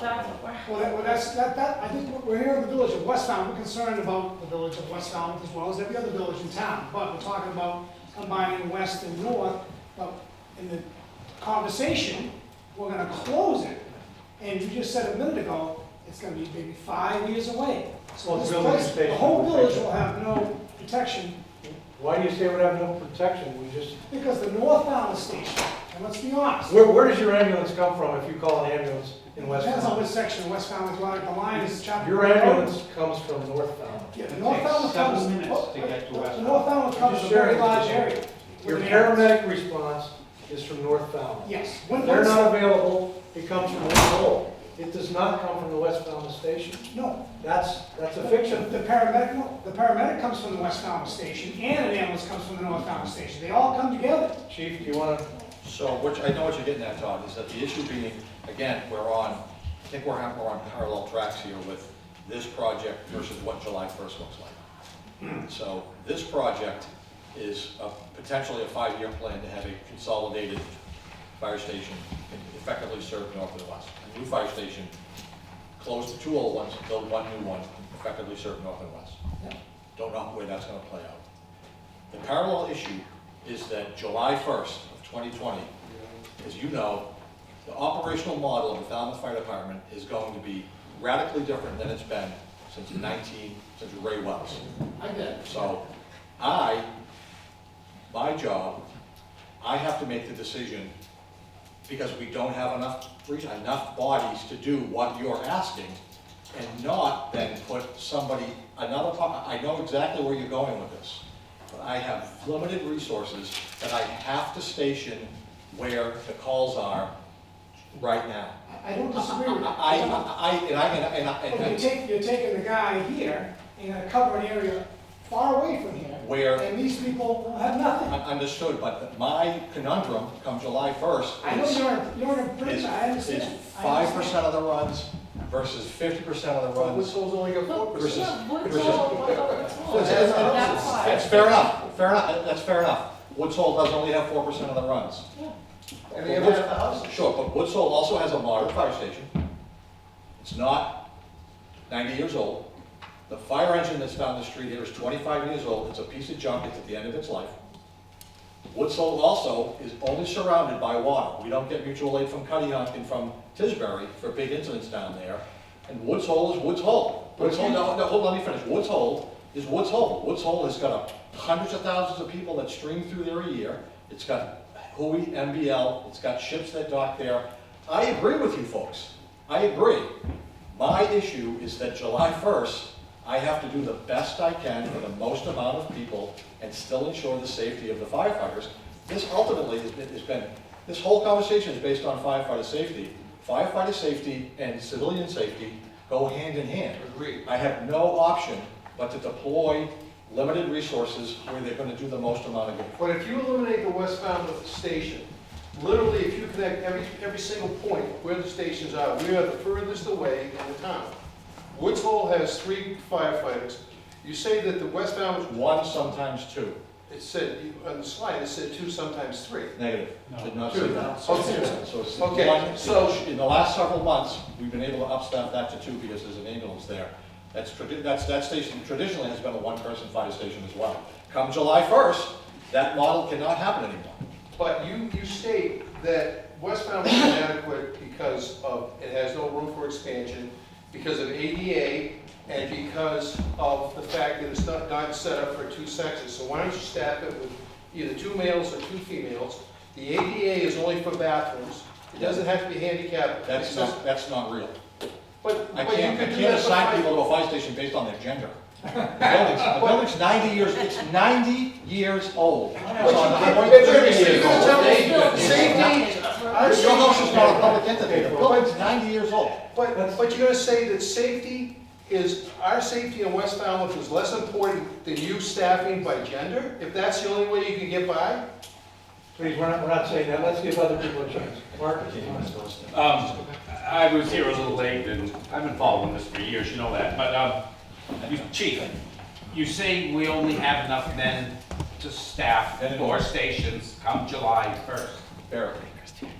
How many more men do we need to staff the ideal 5-station model? Is that another 6?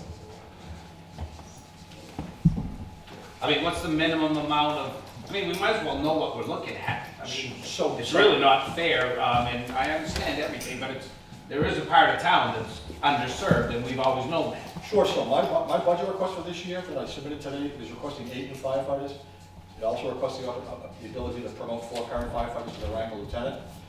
My world, I'd have an officer and 3 firefighters in the northwest, an officer and 3 firefighters in the east, 2 in the whole, and, the rest at headquarters. But can you, What- can you just say what that means total? Because that doesn't mean everybody, because everybody has to have days off, and everybody rotates through shifts, so what does that, I think what Mark is asking is like, what's your total? Yeah, and I mean, and just to keep 2 at each station. For 5, so how many new How staff many for new 5 firefighters stations? at their absolute minimum would we need? For I mean, 5 the town- stations. But the town needs this to is know where it that. gets tricky, Mark, because this is how we got to this, Oh, I understand. So, the problem being, we went from 1,300 calls a year to 8,000 calls a year with effectively not really doing anything. That's not the fault of the people in this room. We've steamrolled, the call volume has steamrolled by the ability to say, 2 guys are in that village and that's the only place you're gonna go to calls in. So every station goes to every part of town, every day. The question being, when the 2 people leave whatever that station is, when the 2 people leave that station, 5 minutes later, when there's another call in that station, Somebody has to come. what do we do with that? We've been covering a lot of those many times a day with 1 person. Those days are done, July 1st. But basically, how many, I mean, at the bare minimum, how many more guys do you need to stay at the 5-station model? I mean, that's information that the people in town should know, because that's the ideal, everyone said so. How long do you want to wait if you're the second, how long do you want to wait if you're the second person that's calling for help? 45 seconds. But I can't give you a true number like that. So in order to have the officer and 3, 2 and 6, I'm asking for 8 guys. So that's the minimum. So that's with a 4-station model. If the town wants to open that 5th station, like I said before, this guy believes Falmouth's best served by 5 stations. We're gonna need more people So than that. with the new hires, you still need another 8 to cover this new model with only 4 stations? Just math. It's just math and it's. Oh, I know, I'm just asking, I can do math. It's math and it's call volume and it's the location of the calls. Now, one more question. Let me just jump Where's in. where's that spot right there in the middle? What's the address of that? It's on Sandwich Road, north of Brickstone Road. Just one data point I can add to your question, Mark, is for every, if you want to have 2 up, to add 2 firefighters at a station, that's 8. That's 8 people. Any 1 person per shift is 4. Yeah.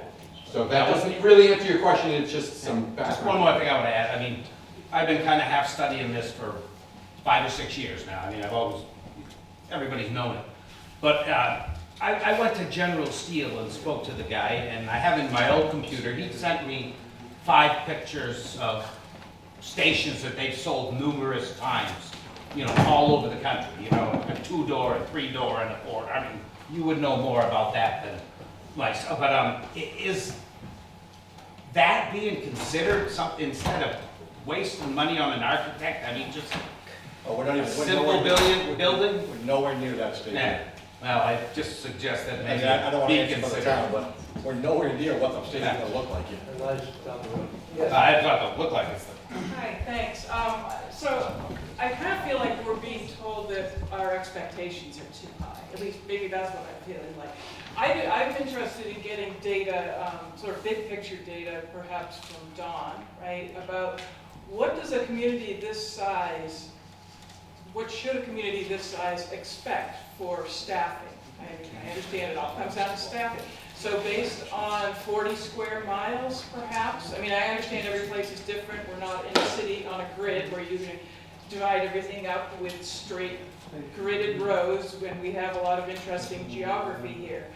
So either by square miles or by population, and hopefully both, somebody must have figured that, is asking for a 5-station model really beyond us as a community? I mean, I'm interested in that. Do we have to be satisfied with 4? So when I first started speaking, remember I said something about the community ultimately decides that service level? Yes. I'll go back to that again. It's what you want. It's what you expect. So if you expect a quick response time, two firefighter paramedics, if you're expecting a 3-person or 4-person fire engine, it's what you expect. And if you expect that, and the community then applauds what you're saying, and the elected officials and the administration then follow that, and you support it with funding, that's what you get. Some communities are only driven by the financial impact, and unfortunately, you don't always get to have the chance when you're sucking for air because you're having an asthma attack to say, oh, I changed my mind, I'll go with plan A instead of B, right? So the community has to be able to speak out in meetings like this. And again, I want to applaud the manager and the selectmen that are here for allowing this meeting to take place. Not all communities do the actual citizens get a voice. And I'm glad to see that you guys have a voice. But this is how you voice what your expectations are. The elected officials now hear that, they evaluate that, and then here's a big component. They got to look at what's the greater good for the whole, not a specific individual person or subdivision. They got to look at what's the greater good for the whole. And again, they got to find that financial component. But Mayor, if I could just, I'm sorry, Don, but if I could just speak, I think this data speaks a little bit to what you're asking, which is this shows a 5-station model that gets someone to you within 4 minutes for 78%.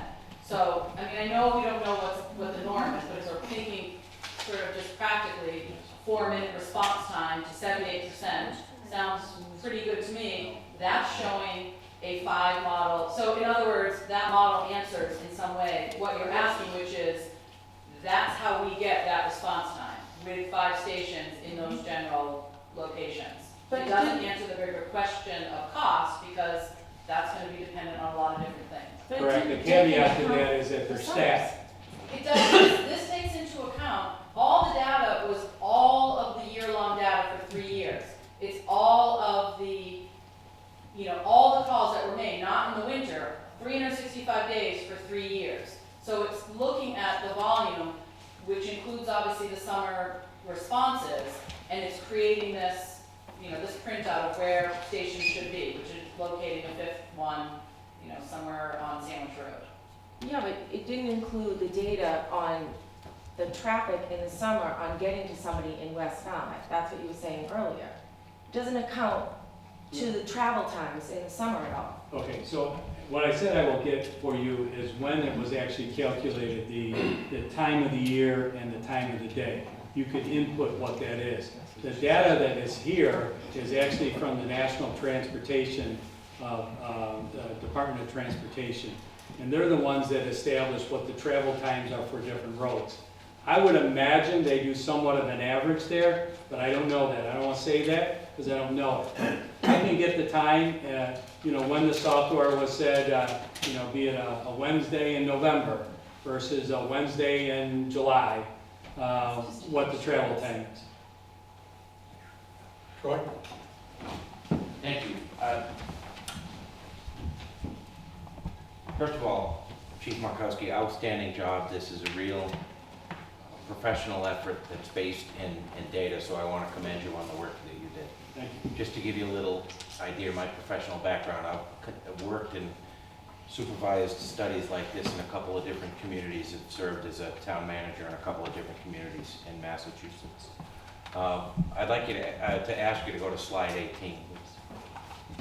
I think that Chief Small's theory that Falmouth is best served by 5 stations is spot on, and I think it's supported by the data. Chief Markowski, just to give you a little history, this is essentially the way the call volume looked 20 years ago when I served on the Board of Selectmen here in town. And several of the people in this room, including Ray Rowitz and Alden Cook and Todd and Scott Thrasher and myself, fought to get the North Falmouth station staffed with an ambulance, because it wasn't staffed with an ambulance until about 20 years ago. And so you're right, because the community at that point made a decision and made a statement that both the capital costs and the operational costs were important enough, and so North Falmouth was staffed with an ambulance, which it continues to be today. What that did was change that map that exists there like that profoundly, because at the time, that response time desert that still exists in most of Hatchville extended all the way through North Falmouth. So think about it, back in those days, based on what you know about the town now, a call in North Falmouth for an ambulance came, these guys would be better equipped to tell than me, but from either East Falmouth or headquarters.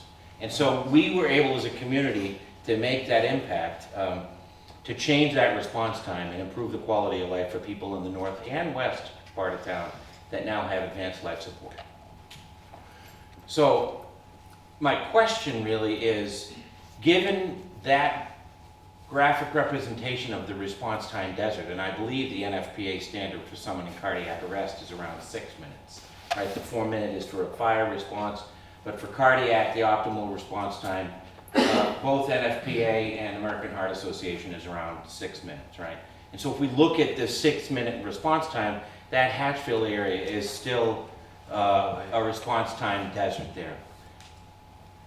Chief George Packish identified this as an issue 20 years ago. So I know this is a long introduction, but I think it's important to prelude the question with some data.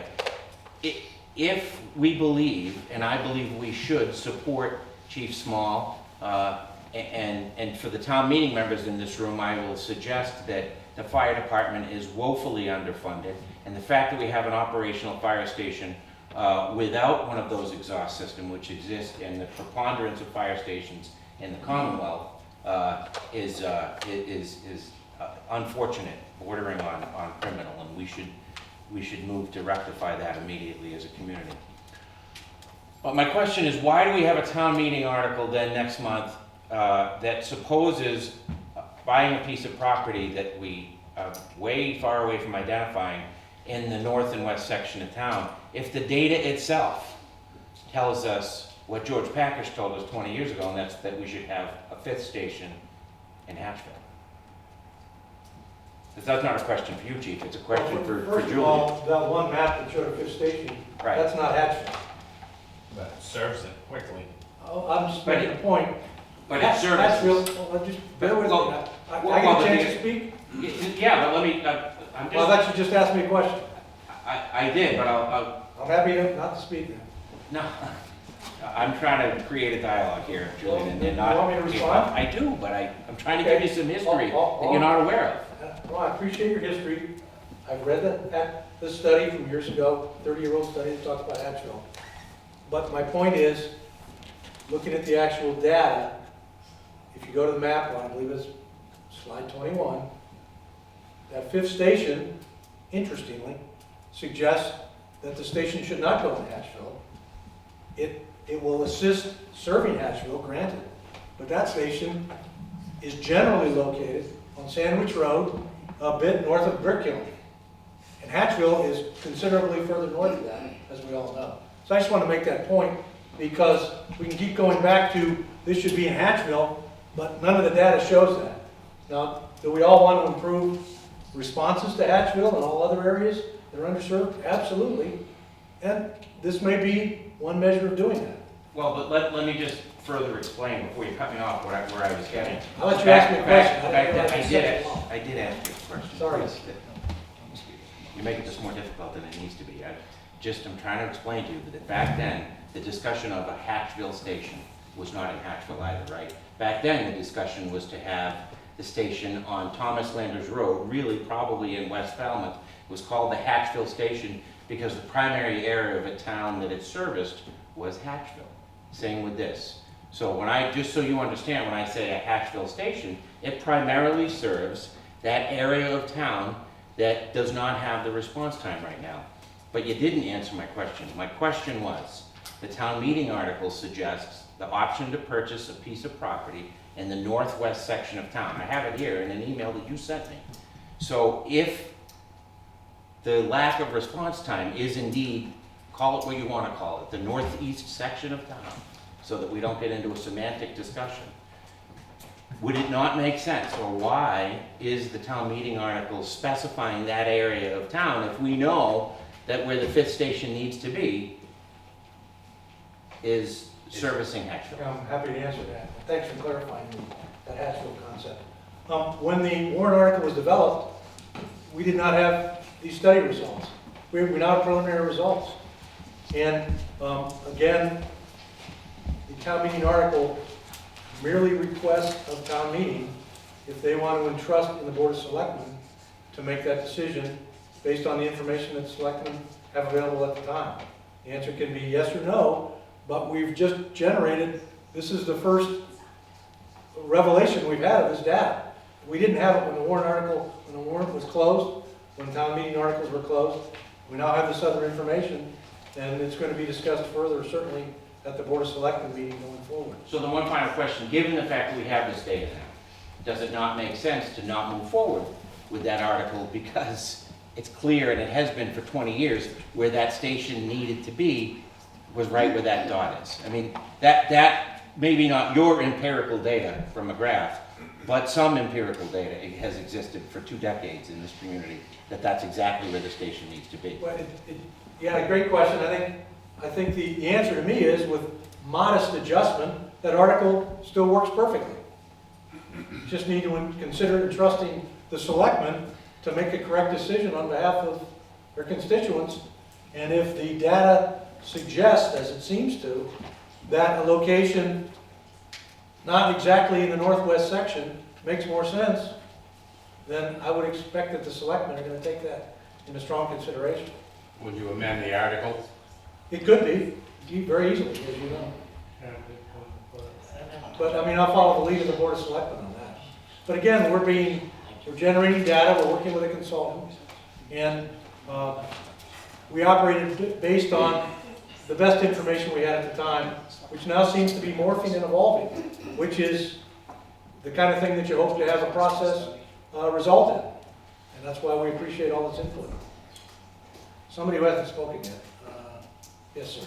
Yes, just that area that Troy's talking about is a good spot, but why couldn't we keep the West Falmouth location in that new location? Instead of building a full-fledged fire department, to build a rescue squad or rescue ambulance type building, because you said 70% of the calls are rescue, less than 10% of fires now. Have West Falmouth with an ambulance, have that Hatchville area with a rescue squad, and not a big fire station. Will that save enough money to help do that? Do you want me to answer that? Go ahead, Chief. So the reality of having dual role cross-trained firefighter paramedics responding to a call and only an ambulance is just not a valid deployment model. I don't know any place around the country that does that. You're effectively wasting 50% of the value of these very expensive people. Less than 10% of the calls are for fire and 70% are for rescue. I absolutely agree with you, and if the fires could ever go to zero, maybe the town meeting can vote to stop sending members of the Falmouth Fire Department to fires, but we're still gonna go. It would be incredibly unsafe to either have them sitting somewhere when there was a fire and not respond, or to send them in their ambulance, which is just not. You've got 4 fire stations, you've got your 3 in North Falmouth, 4, those 4 would cover active fires. But you have those 4 plus 2 ambulance stations, you have 6 spots where you could have rescue from. I'm not. Generally speaking, across this country, you could send a fire engine to somebody having a heart attack's house. They're gonna do the job. But you can't send an ambulance to somebody whose house is on fire. So typically, we find that to be, nope, I draw the line with that. It's okay to send a fire engine to an ambulance call. It's not okay to send an ambulance to a fire. Thank you. Sam? Yeah, I'm sitting here listening and trying to sort through this from a standpoint of looking at it from a community perspective and then from an individual who lives in a certain part of the town and the response time. But then I ask myself, the thing is not reflected in this model. I'll bet I'm in my house less than 50% of the day. I'm all over the place. And if I look at it from the standpoint, well, where did the incidents occur? That's not where the people necessarily live. That's where they had a health issue or a fire issue. And I think we need to look at it from that perspective. It's not just what's the response time in my house. I'm not necessarily in that house when I have a health issue. And I think we need to back off a little bit and recognize that these models do not reflect that. All the way in the back. There's 2 quick questions. One, Don, your travel time. Can you define what that is? Is that from time of call, or is that time of dispatch? Is that time possibly a couple minutes more? It could be. Okay. So that's, you're just driving from the station, it's not an That's origination driving, of the call. Strictly, you're just driving from the station to Sunrise. So it could be extended by a couple minutes at least. Okay. And Chief, venting system in Station 3, what would that cost? I don't know. I'm sure we must have done some estimates. We may have. I can probably have that answer for you by close of business Friday. Okay. I don't know. Okay, thank you. Yes.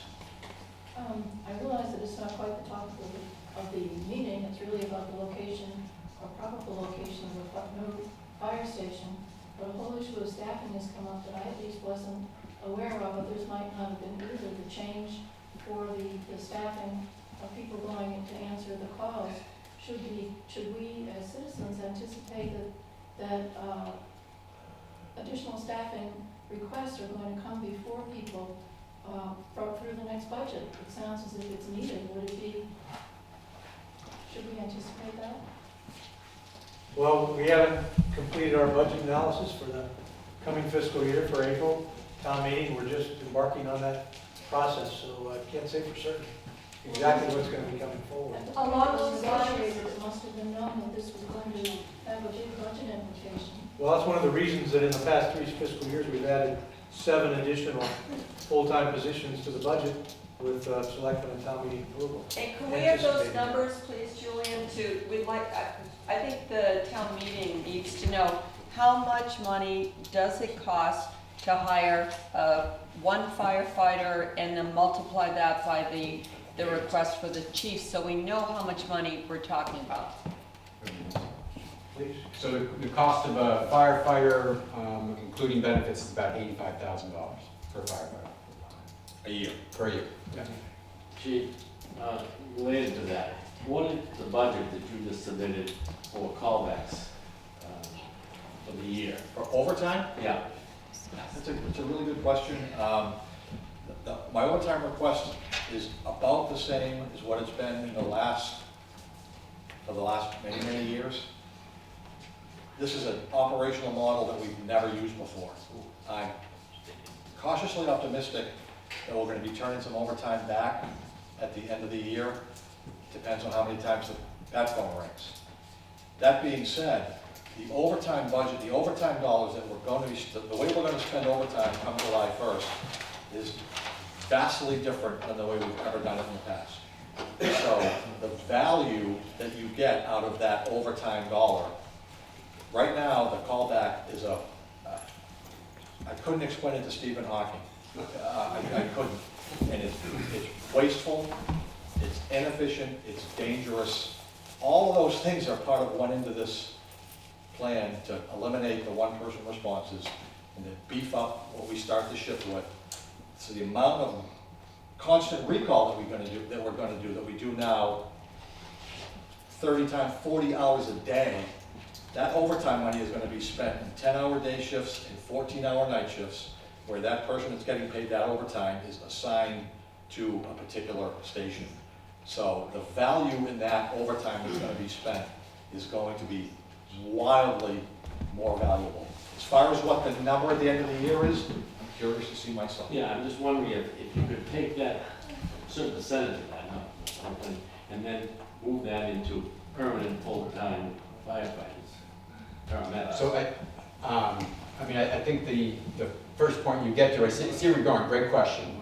But I think we are already reallocating those overtime dollars to beef up our minimum staffing levels, right? So we've already captured that, we're sort of planned on a portion of that savings. Instead of staffing West Falmouth, or in some cases Woods Hole, with one firefighter, at the beginning of the shift, we're going to ensure we have more firefighters on duty for the full 24-hour shift. So those dollars have already been reallocated. And I just want to go back to a point that the chief made earlier, and just make sure that it hit home. He's requesting, hasn't been recommended for by the town manager, let alone finance committee and selectmen, but the chief is going to be asking for 8 additional firefighters for a 4-station model.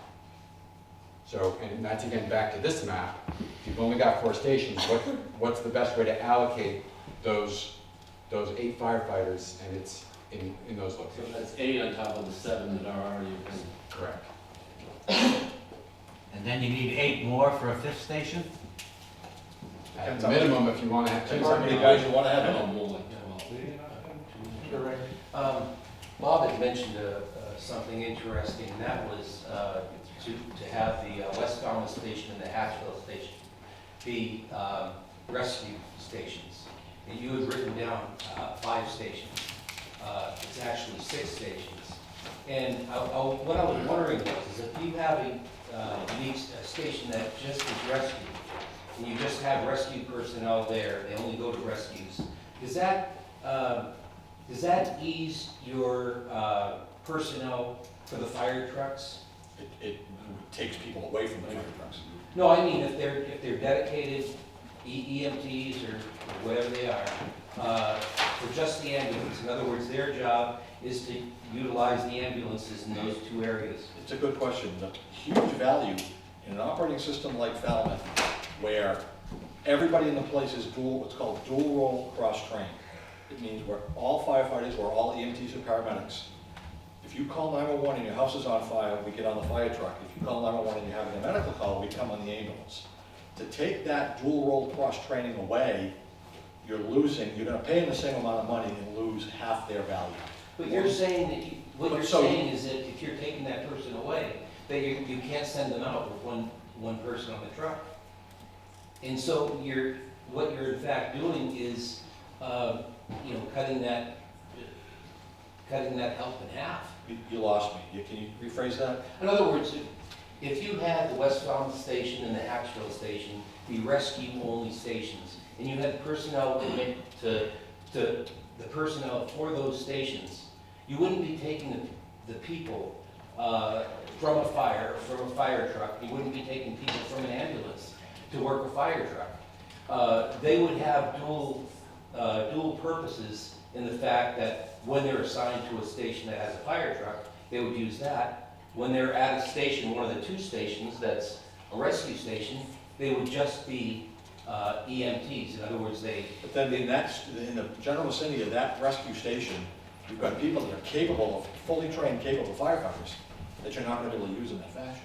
Oh, we're talking about now, if we go to 4 stations, we don't have the rescue people there anyway, in those other 2 areas. But this accommodates those other areas where rescue personnel are needed. And that's 78% of the calls. You're gonna be paying people to be firefighter paramedics and only using them to go to medical calls. That's a, I guess we're struggling to see where the savings is. The only savings, I guess, would be the size of the station and the apparatus. Well, it's a different. But the bulk of the cost, the bulk of the annual cost is wages and benefits. It is a different model than the one you're considering. You're having to provide the personnel to do those dual roles. Whereas in this scenario where you have 6 stations and 2 are just rescue stations, you still accommodate the whole town with the fire that you need because you have the 4 stations. But you have those 2 other stations to take care of that other 78% of the... And we're going to pay the same for those stations that we would pay for a full fire station? No, you won't. Not with the chief's scenario. Why wouldn't you? Where's the Because when savings? somebody's taken out and you need that extra person, and those floaters or whatever you have, the people that you need for, to cover the station when the ambulance goes out, you only have 1 firefighter there. And then you have to have another firefighter come in or come from another station. Isn't that what you're talking about, the need for the extra? I think I see what you're talking about, but you're talking about the efficacy of having rescue stations scattered around town with ambulances in them. That's all very inexpensive in and of itself as well. And the economy in having firefighter EMTs and firefighter paramedics and dual role cross-trained people is the economy in that. So what you're talking about might be, I don't know of any other place that's done that anywhere in the country. And I think you're talking about something that would be 50 years down the road. Who hasn't had a chance to speak yet that wants to comment? You want to make sure, yes, sir. Steve Withrow from the Falmouth Enterprise. One of the things that occurs to me is that the number of calls has gone from, what did you say, 1,300 to 8,000 over how many years? That 1,300 goes back to the 70s. Okay, but are we in a situation where 10 years from now we may have 14,000 calls as the demographics of Falmouth change? Is that even, and what have you looked at the reasons that number has increased so much, and can there be mitigating circumstances or things put into place so that the number of overall calls could be reduced rather than just have the last line of defense of the rescue call responding after the fact?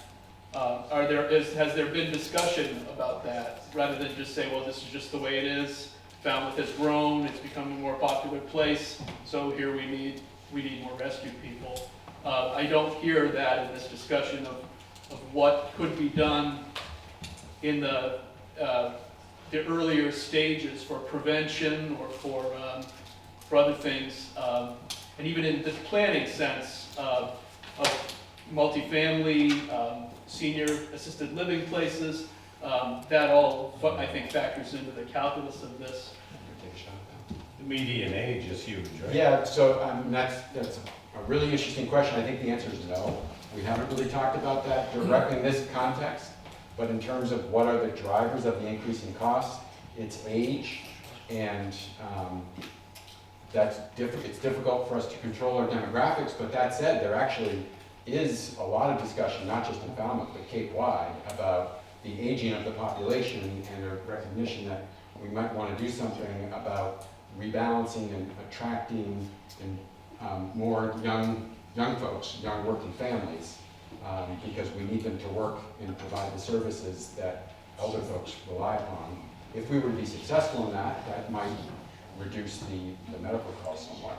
But, you know, other than that, you're talking about how do we control the age, how do we make people healthier.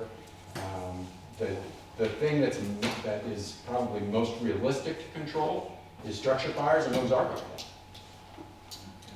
But also a direct answer, we've just interpreted the data that's actual data. That's what we've used. And those are the assumptions we've made. And anyone can disagree with the assumptions or develop other ones and perhaps come to some other conclusions. Anybody who hasn't spoken yet? Just want to make sure we don't leave anybody behind. Ma'am, did you have a question at one point? I did, but you guys clarified it. I was just Okay. concerned about the summer traffic. Okay, just want to make sure I don't leave anybody behind that's come out to speak. All right, I guess we'll go second time through. You know, before we Yeah, get go too ahead, far Don. in this, I just want to clarify one thing here. You know, just so you don't think that, you know, the gentlemen up here have been trying to hide something here. They just saw this illustration maybe a week ago.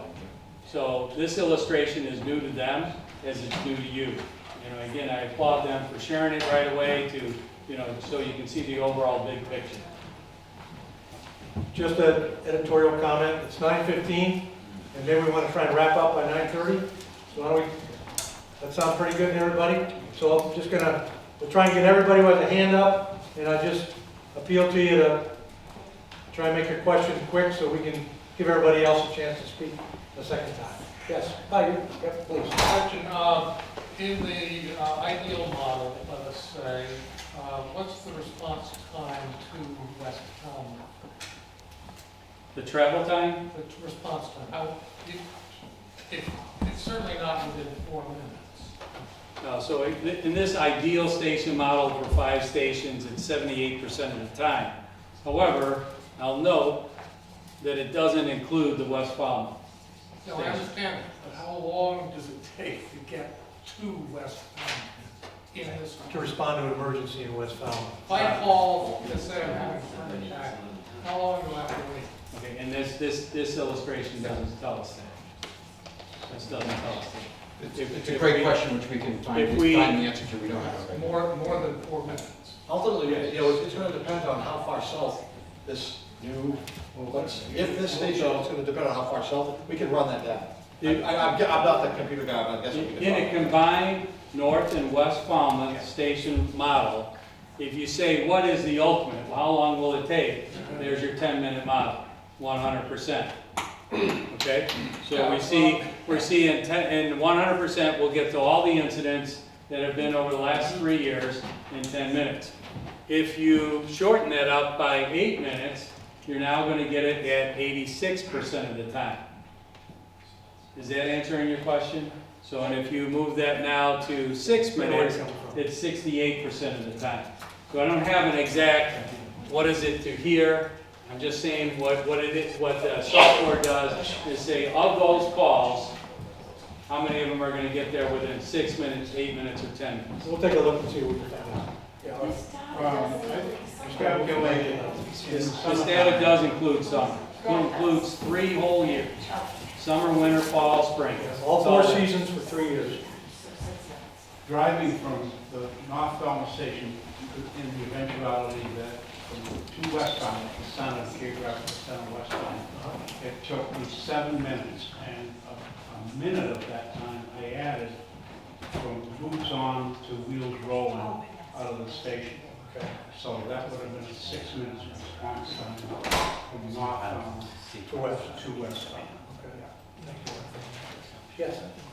So on July 1st, we're going to go from having 5 fire stations in Falmouth to 4 fire stations.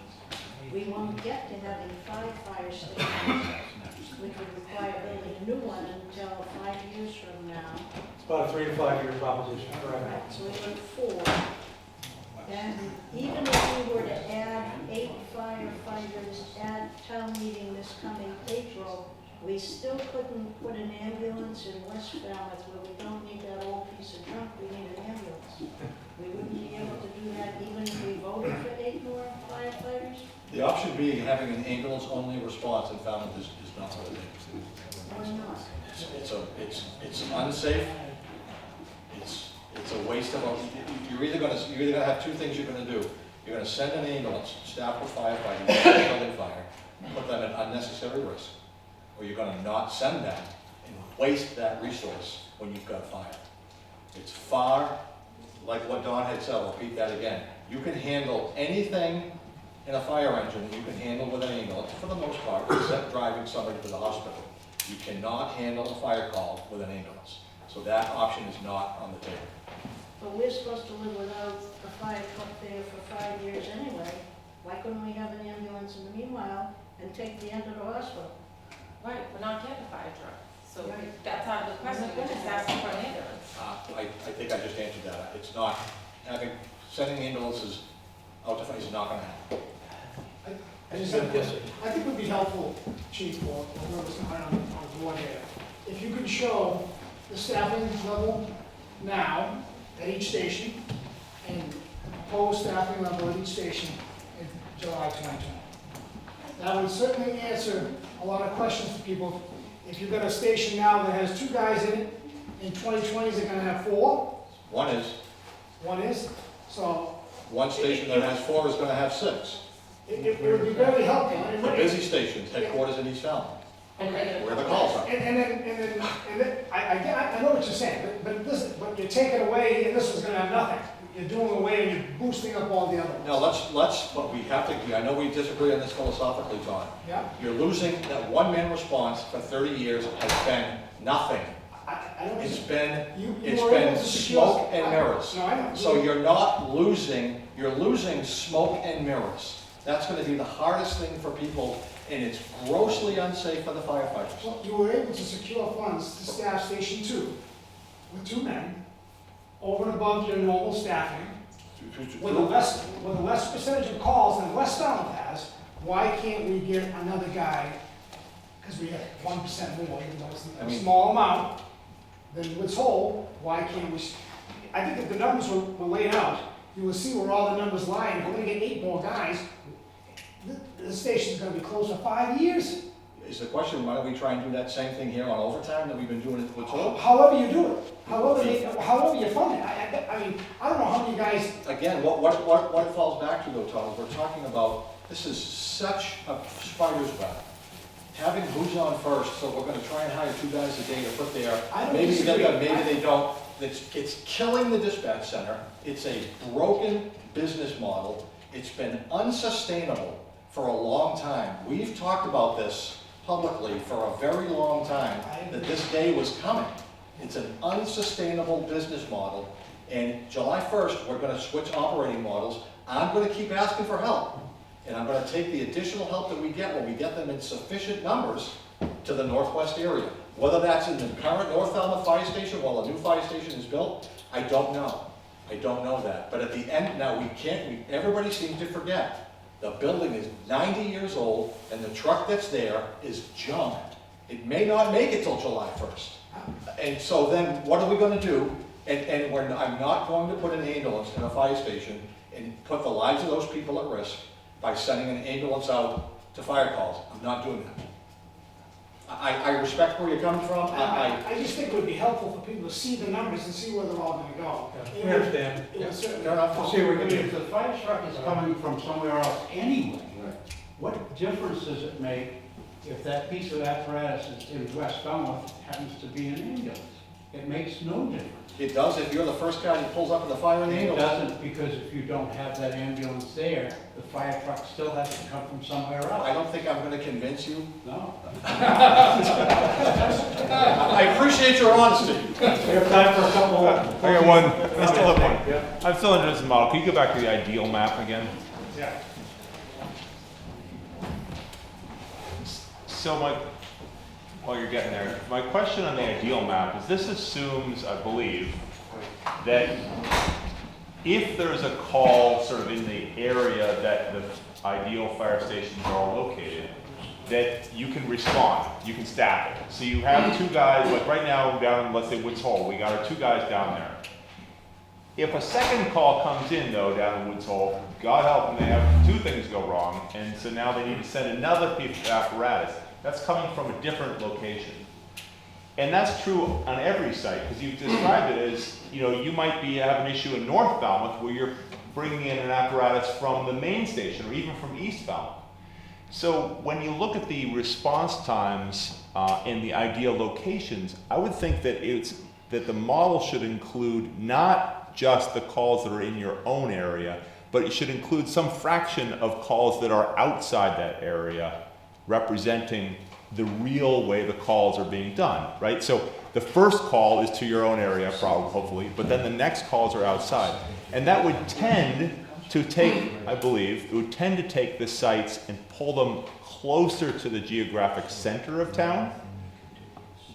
Because you're never gonna respond to a location in Buzzards Bay, or you're not going to respond to one out in Vineyard Sound. So if you're going to call to one that's out of district, it'll be from Woods Hole, it's going to be somewhere to the north or east. And I understand what you're saying with that. Yeah. To put that data point together, Yeah, we would have to give him that data. Yeah. It would be very, very difficult because, So we have a running card system that says the first call in headquarters gets this vehicle, the second call in headquarters gets this vehicle. Yep. From another station. If that vehicle's in that station, or then they have to go to the next new vehicle that then has to come from another station. And I don't know that we could even there would be so many data points because it's completely inconsistent based on the call volume. As I understand the system, trying to get that information into the software would be a task beyond itself. Okay. It'd be very, very difficult for him to spend 8 hours here to try to tell me what it is. So I understand that, but it is important, what your point you're saying is very, very important because that happens every day. So you don't run 8,000 calls with this little staff without covering for each other day in and day out. And again, that's where the chief's doing a great job trying to make it work. So my observation from that would be that when we are selecting sites, and wherever that may be, we want to think that if we have a choice between two sites, one that's a little closer to the coast and one that's a little closer to the middle of town, we probably want to go with the middle of town one because it's going to be closer to all the other sites that aren't in that district. But that's what that data shows me. I mean, your point is well taken. I know, but That I'm saying model- even that model isn't right. They should all be shifted in a little bit because Right, of if this that, shift. right, if that model is just sort of, well, I mean, that model ideally is pointing out the fact of exactly what you're saying. That coverage is coming from different places in the sense that it's recognizing that some central location has a value to it to reduce response times. Yeah. And I think, I wish there were more people, I know we just got to this late, but this ultimately, Nick, this is just data points. It's simply data points. We're intentionally it's not talking about specific parcels. It's simply data points with general geographical locations. When and if a decision gets made to do this project and build this new fire station, there's a whole host of other factors that are going to have to go in to where this fire station ultimately gets built. You look at that general location for the hypothetical Hatchville station. I think that's probably a little bit, the computer's putting it there, I think realistically it's probably a little bit south of where it should be. Then the other thing you have to factor into that decision is, I'm thinking, is land at the baseball field at the Jewish Congregational Church right now. Those types of things are what ultimately in this process are what's going to, it's simply preliminary data points that are going to be used to finally make a community-based ultimate decision on where this building goes, if it goes. So I'm a member of the finance committee, Nick Lowell, vice chair actually, and we did discuss this just two meetings ago. The $50,000 for the option to try to get an option to buy a property, right of first refusal, I believe is what you described it as. And I believe you said that you did have some properties in mind. Was that accurate or not? We have some that we've thought about, but none that we've targeted. Okay. Yeah. Thank you. Dan? Yeah. I'm just confused with this map, because we've got Woods Hole, we've got the main station, we've got East Falmouth, and then the middle of it, is that where the new station is? No. That hasn't been decided, Dan. And I would say, no one should say that. But that is the new station where It's just data. The data. This is a hypothetical. No stations existed. Looking at the calls, But that was supposed to replace West Falmouth and North Falmouth, is that correct? No, this would have 5 stations essentially now, not 4. So we're gonna build in 2 stations? Anything is possible, Dan. We're looking at the possibility. I'm saying, I haven't ruled anything out. North Falmouth station was, we couldn't really use, it wasn't big enough, it wasn't. No, we said North Falmouth was adequate. Well, look at it's landlocked. I mean, so calling it adequate is what it is, honestly. But we haven't said it's obsolete. We said it's adequate. We're trying to play the cards we're dealt as best as we can. And I was thinking. it's your money that we're spending, so we're trying to be responsible with it. I was thinking we were trying, there were sounds in the introduction and so forth, that we're supposed to replace West Falmouth and North Falmouth with 1 station. Well, we're looking to consolidate the calls that are generated in those areas in a single state-of-the-art station. That's the mission we're on. And we're just looking at the data that's been generated. So now we have to rethink, are our assumptions still correct? Do we need to rethink this? That's what we were just talking about a few minutes ago. And a suggestion was made, well, do you need to potentially amend an article? Maybe. The data's just unfolding, and really, honestly, that's why we're here. Deb? First of all, thank you for having this meeting. This has been very helpful. I apologize. I was also late, so you may have answered this. So as I understand it, we're looking in a general sort of near Sandwich Road, Brick Hill area, possibly. That wasn't what we set out to look at, but that's As an what ideal. the data has suggested. Right, so as an ideal location, but we're also talking about no longer having West Falmouth, but that, I think this is what I heard you say, that North Falmouth is 70 years old. Just right? about. And that we wouldn't be able to put a larger fire vehicle in there. So for me, as a resident, I think what might be helpful is to look at this as a comprehensive plan and to start identifying, I think what we've heard is we want to have 5 stations. I think that that's fair. I think that if you take anything, at least if I take anything out of this meeting, I'm hearing that this community wants at minimum 5 stations. So we need to start working to staff 5 stations down the road so that we can keep that and have them fully staffed. I understand the difficulties that you're running into with staffing, with money, with all of these things. But doing this as a comprehensive plan where we can start to see and visualize where this northwest station, when this 70-year-old station is no longer, is now obsolete, where would this be? And I think it might help all of us, because I'm guessing a lot of people in this room that I know are from North and West Falmouth. So to help us understand, and I know you don't have the answers right now, but we have a town meeting coming up. So to understand where we might consider putting that, are there properties that we might start looking at so that we're doing this as one big plan and not piecemeal would be helpful for me. That's what we're engaged in, actually. Thank you. And that's what this map suggests as part of the process. So, excellent point. Thank you. Did you ever think about the piece that we traded, the town traded for the Peterson property on Thomas G. Landis for a fire station? About yes. 10 years ago. I'll just comment on that. April 2010, town meeting approved unanimously a land swap that would have accomplished what you just described, Arthur. That was never consummated. Right. Oh, it was never consummated. The town, we verified today, the town never took title to that property, so it's not available. Yeah, this was to gain access to Thomas Landers Road. And when you look at the property ownership map, it never happened. I wasn't here at the time. You weren't here. None of us were involved. But you're right, that was because we're going to consolidate north. It was voted, west, and for reasons unknown to me, it didn't happen. So here we are. We're back at it again, right? But we'd sort of like to get it done this time, with everybody teaming up. So, Mark? Last word. You say you've done 400 of these. Do you ever calculate the age of the patient or respondent or whatever that the ambulance call goes to? And do you also calculate the median age of the towns that you do these in? So we could do that. The scope of this project, though, is not to get that in-depth and analyzing the calls to that level.